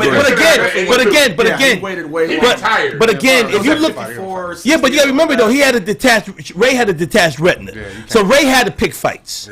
Now the thing about Hagler was, you got to ask yourself, okay, put it this way. When Ray Leonard fought Tommy Hearns the second time, Tommy knocked him down twice. And still they called it a draw. Right. Because they did not want Ray to lose. Right. Because he was. And there's no knock on Ray. No, because Ray's the man. Ray is the 76 gold medal, 7-up, lovable guy. So since you know Ray, right? Since you know Ray. Exactly. Would Ray admit that he was behind a lot of fixed fights that catered No, I'm going to tell you what this is what Ray Leonard did tell me. He said, and one thing, and I'm going to say this publicly because. Exclusive. No, but this is real. 2 things Ray told me, which I was surprised about. I was in a celebrity golf tournament with Ray, so we rode together the whole day. Mm-hmm. First thing I'll tell you about is, he said when he lost, he said every fight he lost, he knew he was going to lose before he got in the ring. Right. And no fighter says that unless they know it. Right. I never went to amateur like I'm gonna lose this nigga. He said that about the first fight with the ring. You know what I mean? He knew because sometimes you know, but he knew when he lost to Kevin Howard. No, remember Kevin Howard was like a journeyman. Right. You know what I mean? So he white knew. Boy? No, brother, Kevin Howard. No, he was a bad. The white boy was a middleweight he lost to, right? No, the white boy that lost to was Donnie Fallon? No, he beat Donnie Fallon. He beat him. He knocked him out. The boy from Canada. Oh yeah. But okay, but then you take. Here's something else he told me. He said, Dannon, we was riding. I said, what do you think about Mayweather Pacquiao? Now everybody knows everybody was picking Pacquiao, right? Right. Even him. No. Listen to what I'm saying. Yes. Yeah. We wasn't, but the mainstream was. But he told me. But Ray told me. He said, I don't know why Mayweather don't take the fight because he can beat him. And what people don't understand about Mayweather, see, I met Mayweather. This nigga. Why? You think Tiger Woods focus? Yeah, no, Mayweather wild. But see, it's a difference when you focus. See, he don't drink. He don't smoke. We talk all the shit about what he do. Tell you when I met him. Coming home from a club in L.A. Met a chick, right? Had this chick with me, so she's come back to the crib. 1:30 in the morning. But smack time. My boy James Arsenal calls me. He says, Dan, what you doing? So I'm like, yo, I got this bro. I got to the crib. 1:30 in the morning. He said, you want to watch Mayweather train? I'm like when? Like now. I'm like, where you at? Oh, he around the corner from your house at 10 Goose Boxing. Nigga put in a full training. This is before the Canelo fight. 1:30, 2:30 in the morning, bruh. Crazy. Bugattis, everything. The street is one of the darkest streets in Van Nuys because it's like one of them back, bruh. Every kind of car, everything. Put a full workout in. Yeah. So Mayweather's the kind of dude that he'll go out and party and then call his boys up. No, they could leave a club and say, yo, meet me at the gym. Because I got one partner that told me, this dude, his one boy, has to be on call. It's none of that. Your phone ring, niggas say, meet me at the gym. 2:30 in the morning, you got to be at the gym. Yeah. So that's a laser focus that people don't understand. Wow. Your daddy was a top fighter. Right. Your uncle was both your uncles were top fighters, Jeff and Roger. Yeah, Jeff. Shout out to Jeff, man. Yes, and I can't wait till you come down, man. And shout out to Roger, man. God bless his soul. Yeah, rest in peace. One of my favorite. Bro, you can't. When you have that type of mentality and blood, and then your daddy got you hitting the speed bag at 2, you ain't nothing. You cannot be beat. All right, the next part. Would Floyd? How would he do in that era with Benitez, Roberto Duran? See, the guy that I think the dude that would beat him. No, first of all, let me tell you this. I think Hearns. Let me tell you this. This is what people don't. This is what a lot of people don't realize. In this era, there was only 2 fighters I thought that could ever beat him. Paul Williams? Nope. Now, goddamn, damn you. That was a good one. Yeah. But Paul got hurt. Yeah, no, Paul was nothing. It wasn't really about Paul. He was busy. Okay. Hold on. Let me answer that. But that's a hell of a motherfucker. Yeah. But the only reason, but Paul, Paul was so busy. Right. But there was 2 fighters, and I tell people this all the time. There's only 2 guys I think that can really beat Mayweather, straight up. I met one last week. First one, Shane Mosley, who I know. What year? Talking about 98, 99, Shane. Right. Yeah, because Shane was a power puncher. No, right. Hear me out. Go ahead. No, bro. He lost to Vernon Forrest and not gonna stop. Bro, wait a minute. Let me tell you why you're wrong. Because Vernon Forrest lost to the fucking crazy ass Hispanic dude. Yes, that everybody. So you and fights make style. I don't see. Yes, smoke a cigarette. That nigga smoke a cigarette with boxing gloves. Now you don't. Mayorga was entertaining. Right. Now you want to know who the other fighter is? Oh, I'm interested. Kasazu? Definitely no Kasazu. De La Hoya? The boy out of New York. Zab Judah. He's the only one that and I'm going to tell you why. He's the only one that had everything Floyd had, but he just didn't have that. And power. Right. He had everything Floyd had. You know why? You know why? Because Zab is to me, was a 6-round fighter. Because with the 6 rounds, this nigga's power was just as good. Yes, killer. Yeah, he's killer. But Mayweather, what people fail to realize is he has such a defense mechanism when he fights. It's hard to get through there. Now, you said the eras back then. I'm going to tell you why I felt Sugar would have been able to beat him. Because a fighter, when you can fight in the cut, see, most people can't fight in the cut. Most people got to fight moving around. But when you can sit there and, like, you see how Ray was throwing combinations on Tommy when he had Tommy hurt? Like, huge. Yeah. When you can fight in the cut, that's hard to defend. But he lost. Didn't he lose the Winky also? Who? Did Shane lose the Winky? Shane was He lost the Winky twice. Vernon Forrest, and we're talking about he could be. Shane couldn't deal with fights with Jack. Listen, I don't see it. But I think Winky would be Floyd too, though. Who? Winky would be Floyd. Winky was a good fighter. Winky, bro. I don't. It's too big. I'm just saying it's too big. But you know what? I don't see anybody beating him because he gives you so many different looks. No, you asked me. No, I'm just saying who I know. You. No, I feel you. I didn't pick. I didn't pick none of them. I love your opinion. Yeah, no. I didn't pick. I never picked against Floyd. I'm lying. You know when I picked against Floyd? I would never bet against Floyd. I did.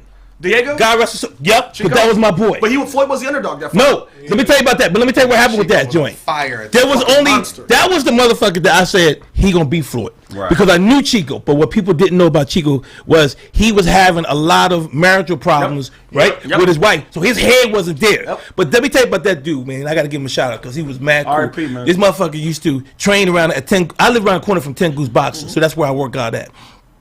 So I go in there one day and I used to watch him train on time. He was always cool. So I went to him one time. I said, yo, Cheek. I said, yo, D. I said, can you lend me some money, man? You know, he said, what you need? I said, man, I got some money coming in, but it ain't in yet. Yeah. And I was waiting to lend me money. He said, how much you need? I said, man, can you give me $500? He said, all right, yeah, come to the gym. He said, all right, I got you. Nigga didn't hesitate, nothing. I got you. So I didn't go back to the gym for a couple of days. And then like 4 days later, my paper came in. So I never, I'm not one of them dudes. I'm not going to double up. I'm like, cool, I got my paper. So I didn't see him. I go to Vegas for a fight, and I'm hanging out in Vegas, and I run into him, and this nigga get mad at me. Like, what's up, dude? Why the fuck you ain't ask? Why you ain't come and get the money? I said, I ain't need it. I don't care. Like, he was that kind of dude. Wow. Like, it's so much luck, because this nigga was mad because I didn't come and get the money. Yeah, that's good people. And got killed on a motorcycle accident. Rest in peace. One of my favorite fighters. Yeah, that was my man. You said that about Corrales because when you said that point, the whole point about Mayweather. Before Mayweather turned 30, he fought everybody. He did. It wasn't until after he turned. And people gotta remember this: when he started picking his fights, all of our favorite fighters were retired at those ages, 33, 34. They were all retired. But you're right. But let me tell you why. What most people don't want to say. Mayweather had bad hands. Right. Yeah. So his hands was brittle. He used to always have. He broke his hand. But he fought Sean Bay Mitchell. He fought all these motherfuckers that that, you know, and when he beat that's Pretty Boy Floyd. Yeah, Pretty Boy. Money Mayweather he injured his fight, the first Castillo fight. Fought him one-headed, and then second fight just. But you ever notice everybody that they said might have beat him, he came back and he fought him again. Those were the only ones he gave. I think he only rematched 2. Moraga and Hill. Not Moraga. Madonna. Everybody said that Madonna beat him the first fight. He came back. He didn't. The referee was bullshit. I like the first fight. The second fight, the nigga came back. Madonna had fucking took all the fucking padding out of his glove. So Dan, let me ask you this. Got him out of commission too. I think the only person that could beat Canelo Alvarez is Andre Ward. If Andre were to come back, I think he's the only person that has. Do you think Dre could beat him? Yeah, and I'm gonna say this too. Right now, I'm gonna tell you what. I'm gonna tell you about Canelo. I'm not gonna make it personal because personally, I like him because last year when we had all that stuff going on with the George Floyd thing, he tweeted. What did he say? And he was like, "Yo, this is terrible. You know, how can you? You know, he was in support. Yeah. Okay. So and a lot of people wasn't, you know, a lot of celebrities were doing it, some weren't. So for him to can't even speak English to be able to tweet and talk about that, I had to give him mad respect for that. But he lost the first fight to Triple G. Yeah. People don't want to say that, but he did. Also. Yes. Yep, it's Ronnie Lara. Yep. Because let me tell you why. For some reason he doesn't have great conditioning. He always gets tired. Now Danny Jacobs had him beat, but Jacobs to me fought as if he was just happy to finish the fight. You saw the fight, right? You know what I'm saying? So like he's like, instead of just going out there and putting in the work, I think he, you know, because I don't like you when you fight a fight at the end of the fight, you fall on the ropes like, oh, what a fight. You know, I don't like that kind of shit. Because judges look at that shit. You got to walk around like, yeah, nigga, I got with this motherfucker, and I need them points. You know what I mean? So yeah. So Canelo, but I think I've always said Canelo is the most protected to me. The most protected fighter out there. Why? Why do you say that? Because he really hasn't. He hasn't fought the Cello brothers. Right. Them boys don't play. Gave up a belt. Franchise championship. Gave up a belt. Right. Yeah. Well, they Bubu Andrade. Right. They gave him a belt so that they can avoid fighting the Cello brothers. So instead of fighting one of them. So you're saying he's ducking them? I'm saying his people are, because remember he signed that big. He's not with him now, but he signed that big contract with DAZN for $365 million for 12 fights. So who do we blame? I can't have him lose. But do we blame the fighter or the management? You blame the management. You got to blame management. You blame both. Canelo's cleaning. At that level. No, Canelo ain't clean because he was chasing Mayweather around when he was trying to get his shot. And niggas just chasing him, and he not answering the call. Well, the Mayweather fight was the money. So you got to remember, anybody that fought Mayweather. Anybody that fought Mayweather is still eating.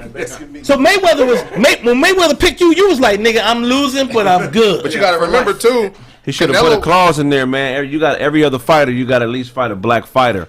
Yeah, because he didn't let a lot of brothers make money. These other motherfuckers get the belt, they start playing. They start playing hopscotch. But look, 2 slept-on Philly fighters that y'all didn't mention. First of all, Sonny Liston was 50-4. Okay, so you got to put him. You got to put him in that category. Who's the other one? Jersey Joe Walcott. He's the oldest. Before George Foreman, he was the oldest person to win a heavyweight title. But you know what else? You know what else people sleeping on? Who? Meldrick Taylor. Meldrick Taylor was fire. Taylor was the shit. And I want you to. And he got cheated against Chavez. Yeah. I was at that fight. Yeah, he got cheated against Chavez. And I want y'all to look up this guy because he's in my documentary. You know, Meldrick is mentioned in my documentary. Right. Because one of my boys in the documentary, middle guy that said I disappointed other people. Yeah. His record was 113-12. Oh wow. But 3 of his fights he lost to Meldrick. Oh wow. So Meldrick kind of changed the course of his career. If he beats Meldrick, he probably makes one of the Olympic teams or something like that. Right. It's 84. But there's a guy I want you guys to look up one day. Tyrone Everett. Fire. From the 70s. Got killed though.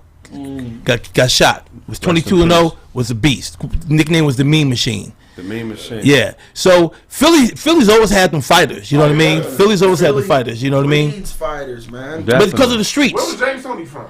Oh, James Detroit. Tony is from Detroit. Detroit. From Grand Rapids. Him and Floyd. He from the same place Floyd from. Grand Rapids. James Tony is best defensive. I think I put him on par with Floyd as being best defensive fighters. Purnell, yeah. James Tony lost some fights late in his career that he didn't get hit, but it looked like he got hit. Yeah, he went to heavyweight. You know what's most impressive win to me? I know what you're gonna say. It might not be. Samuel Peters. No. Oh, heavyweight. Yeah, that's the most impressive win I've ever seen. What was his most impressive win as a middleweight? His most impressive win as a middleweight. I'm gonna tell you because it was my boy. He beat my boy. Yeah. Nope. I sparred this dude before. He had some good fights at middleweight too. I can't. I mean, he went to Michael Nunn. Okay. Yes. Yeah. Michael Nunn was beating his ass for 10 rounds. Yeah. And James kept the pressure coming and caught him. Yeah, I was supposed to have been at that fight in Davenport, Iowa. Yeah, James Toney is a monster. I would love to get him on the show. I seen him in the. You would love him because he's a character. I just like he go at everybody. He don't give a fuck. No, and you know what? But you know what? You know what? He made everybody know them Tonys got hands. Yeah. Everybody know that. Everybody know that. I was a little Everybody salty know when that. he beat Holyfield because I'm such a big Holyfield fan. I was salty when he beat Holyfield. Remember the interview when he tried to get the story and he was like, "Stop running up on me," and he slammed the mic out of his hand. I was Jim Gray. Man, Tony is. I was in the Jerry's Deli one time with this chick, lunchtime. All of a sudden, out of nowhere, a motherfucking roll comes flying over to where we sitting. Who the fuck? James threw a motherfucking roll at me. Like, yo, damn, like, motherfucker, I got a bitch. What the fuck is wrong with you?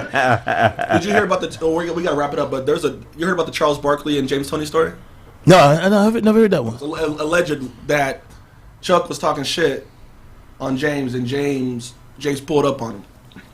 And they ain't seen Charles run this fast in his life. This is like allegedly this happened. No, it happened. Let me tell you, James is one of them dudes though, especially when he was younger. You best not be fucking with him. Yeah. Because his attitude, his attitude was straight. Some dudes got that fighting mentality where that's just what they like now. Like Floyd was the dude. Like people didn't like Floyd, say he talked too much shit, but Floyd did all of that just to sell the fight. Because you ever noticed? What I liked about Floyd out of all the fighters, after every fight, he always went to the other corner. He always showed love. Because it was like, nigga, it ain't personal, nigga. It's business. We're going to get this paper. And, I'm going to beat you, but we going to go.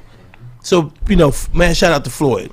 Yeah, Floyd, for sure. I met Floyd at Jerry's Deli. Remember when they had that, what's the burger spot that used to be on the corner of Highland and Sunset? Fat Burger. Oh, Fat Burger's, yeah. Yeah, I met him in Fat Burger. I walked in, the door was supposed to be closed and locked because I guess he bought the spot out, and I'm at the counter trying to order, and the cook ain't fucking with me, and I'm like, nigga, what the fuck? I'm in here trying to order. I'm getting mad, and I'm like, looking in the back like, what's going on? They just ignoring me, and I get a tap on my shoulder, and I turn around and it's Floyd. He's like, hey man, you're not supposed to be in here. I bought this spot out. I'm like, oh man, my bad. He's like, don't even worry. Just order what you want. I already paid for this shit. And then when you finish, just take your food and you can leave. You know what I'm saying? I was like, oh, cool. But he came himself. I'm surprised you do like I did one of my numbers. You just like, well, nigga, can I hang with you? I wanted to. Hey, that's what I would have did. Let me show you a story because I got to tell you the story. So, my sister's favorite actor is Denzel. So. I don't know if you remember back in the day at the Laugh Factory, we used to have to wait outside all day just to go on stage for 3 minutes of time on Tuesday nights. So I'm next door at Greenblatt's, right? So I'm writing. This is the 90s. And who I see? Denzel. I'm like, oh. And I don't get starstruck.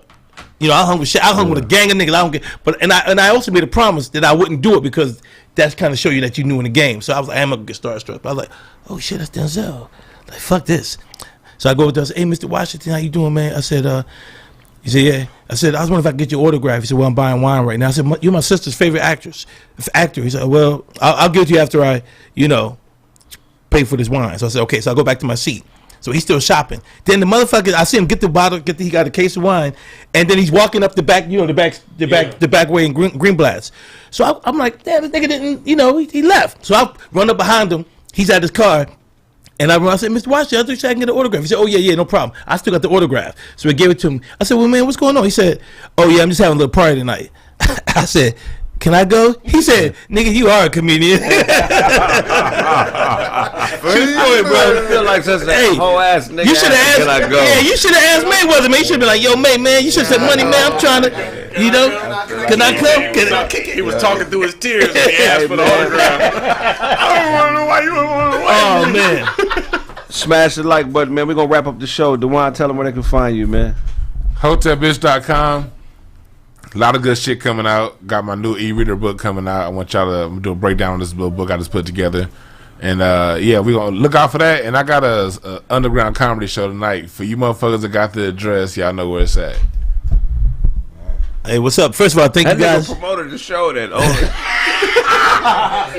only a couple motherfuckers that know what's happening. If y'all decide, magically, fuck y'all. COVID. It's in my living room, and it's 80 y'all. It's gonna be there. Man, we only let 9 niggas in. There's 2,000 niggas in the chat room. In case any of you motherfuckers decide you want to show up, that's dope. Nah. Last time Dewan held a baby next to his chest and tried to eat. Shut up. You sound like a lawnmower, nigga. A fucked up lawnmower. I love it. That's why you got salt and pepper shakers in your glove box. This ain't got enough. This fries ain't ready, man. Hold on. You don't sit your orange tang looking ass down, nigga. Orange tang? He said so. Charlie learns better after a rape. He like, now I know how to get. You made me do this to you. Look, I'm gonna be a better person after this. Now, what bullet points did you learn from this? He said he does better after a rape. Oh my god! I seen footage of Kraig hooping that nigga dunk just like Brittany Griner.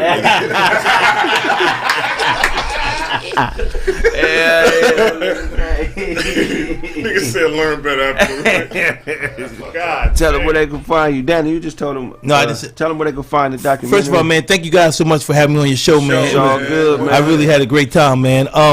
Again, you can find me. I don't tweet yet. I guess I got to pick that up soon. But I don't like to tweet. But I'm on Instagram, DanandGreen66. My documentary, we actually just gave them the go ahead today to go ahead and start promoting it. So we're getting a press release done. But you're going to be able to find the documentary called The Executioners. We All Had a Chance. It's going to be on Tubi TV, Amazon Prime, and Zumo. So that'll probably be happening within the next couple weeks. I'll probably just send you a text or something, Kraig, where you can talk about it. Yep. And send you guys a poster. But appreciate everybody, all your support, man, over the years of my career. And hey, man, right now is the best time for all of us, man. So let's get it. Definitely. Let's get that money, man. I appreciate it. Thank you guys for having me. Support the big homie, Yes, man. thank you, man. Yes, sir. Oh shit.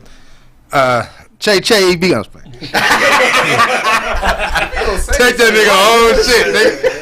Hey man, this nigga is stupid. Hey, somebody goes talking about hey, thanks for what that nigga name? The nigga the butler from Fresh Prince, nigga. Who? Jeffrey. Jeffrey came through good looking. Niggas are stupid in the shot. They call Dan and Jeffrey. Yeah. They can call me Danny Glover all night, dog. I like to say bye to your fan base, man. Fuck y'all. How about that? All of you niggas. I've been watching you, motherfuckers. Niggas Brother Polite. Yeah, that might say Danny Glover. Yeah, man. Hey, but thank y'all for showing out on that damn album I came out with, man. I appreciate y'all for fucking with me, you know what I'm saying, Kraig. We did some shit Monday. Shout out to my nigga for doing that, you know what I'm saying? That boosted sales also. Man. You know what I mean? Shout out to the people in fucking Houston, man. You know what I'm saying? We got fans out there, bro. So shout out to y'all for shit, tuning in. Tuning in somehow. I don't know how the fuck y'all doing it. Stop stealing electricity. Stop stealing electricity from New Orleans, motherfuckers. Remember all that shit y'all was talking about when Hurricane Katrina happened, nigga? Yeah, motherfuckers. Yeah, but you know what I mean? Shout out to y'all, man. Hope everything get better out there. I heard that the government like y'all on your own, which is fucked up. You know what I'm saying? But love from Cali, man. It's sunny outside. I know y'all hate that. But, you know what I'm saying? Man, I got actually, sounds.com, I got a pack coming out. You know what I'm saying? I got a little issue with them, my sound packs. All you niggas that love my beats, love the drums, niggas like that love the drums, I'm finna have drum packs and sample packs all on my page. You know what I'm saying? That's on sounds.com. I'll let y'all niggas know when it's live, though. 100. I am Charlie Newhart on IG. Check me out. I appreciate all of y'all, man, subscribing to my YouTube. You can get at my YouTube, Charlie Newhart. Thank you so much, man. Shout out to the hometown. You know, Romulus, Detroit, Inkster, Westland, Ypsi, the whole nine, man. Look like that hat done been through all them cities, too. That nigga, Brandon. Fuck you, nigga. That was funny. I got it. It's got my little mileage on it. Brandon finally accepted his American name when they threatened to cut his foot off. I gave you a name. Fuck y'all niggas, man.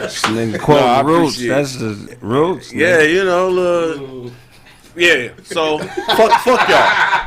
Fuck y'all niggas, man. But thanks for everybody and y'all support, man. I appreciate y'all, man. Yeah, there it is.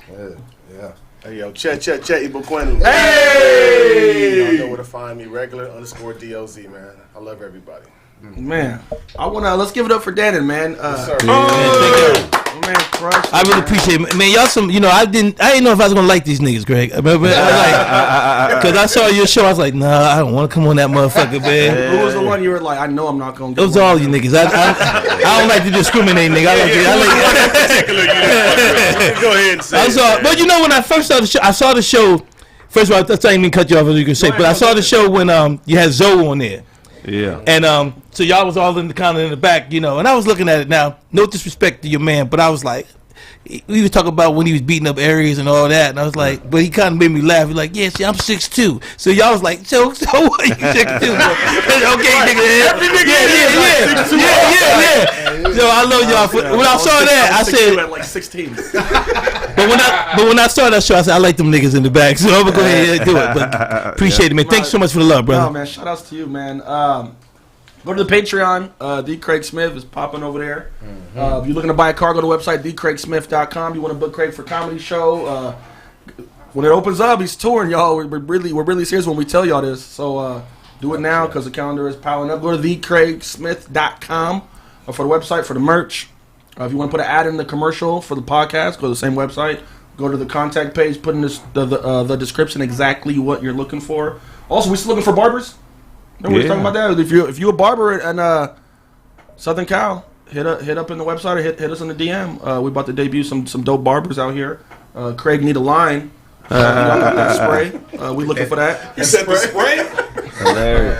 I'm gonna put this nigga on stage. This comedy should be real easy when it don't be in the audience. You put a nigga in front of that audience, boy. That shit get tough as a motherfucker. I can't do it. I'm gonna bring you on there. That nigga gonna be up there like, so what y'all think about peanuts? Hey, where's everybody from? Number one nigga asking the audience questions. I'm gonna walk up there and just look around. Make sure I go to the website thekraigsmith.com and then walk off. Yeah, you got Russell Simmons out, nigga? Yeah, I'll be out. Yeah. Hey, thank you and good night. Nah, Brandon can do it. He got the talent. There's no way. Instagram is B204_B12 man. See y'all Tuesday. Yes, sir. Hey, man, I appreciate the support, man. Thanks, Dannon, for coming. Thank you for having me, brother. Check out the website, thekraigsmith.com. If you own a business, feel free to fill out the stuff. I'm going through the emails today. I'm going to send you the roast battle stuff, man. Y'all should have, everybody that's filled it out should have something by Monday, man. I'm going to holler at you.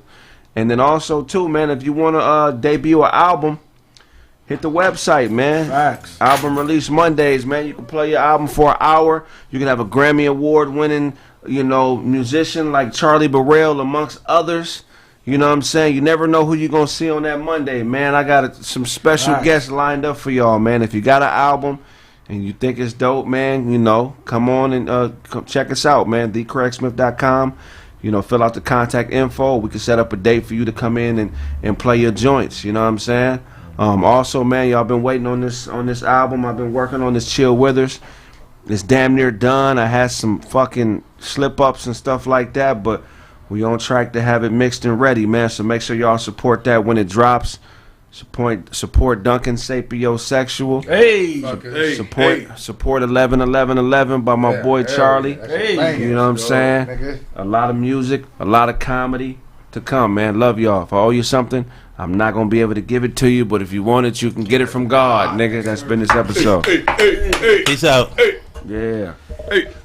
Hell yeah. Hey, Kraig, get a picture. Yeah, we're gonna do a picture.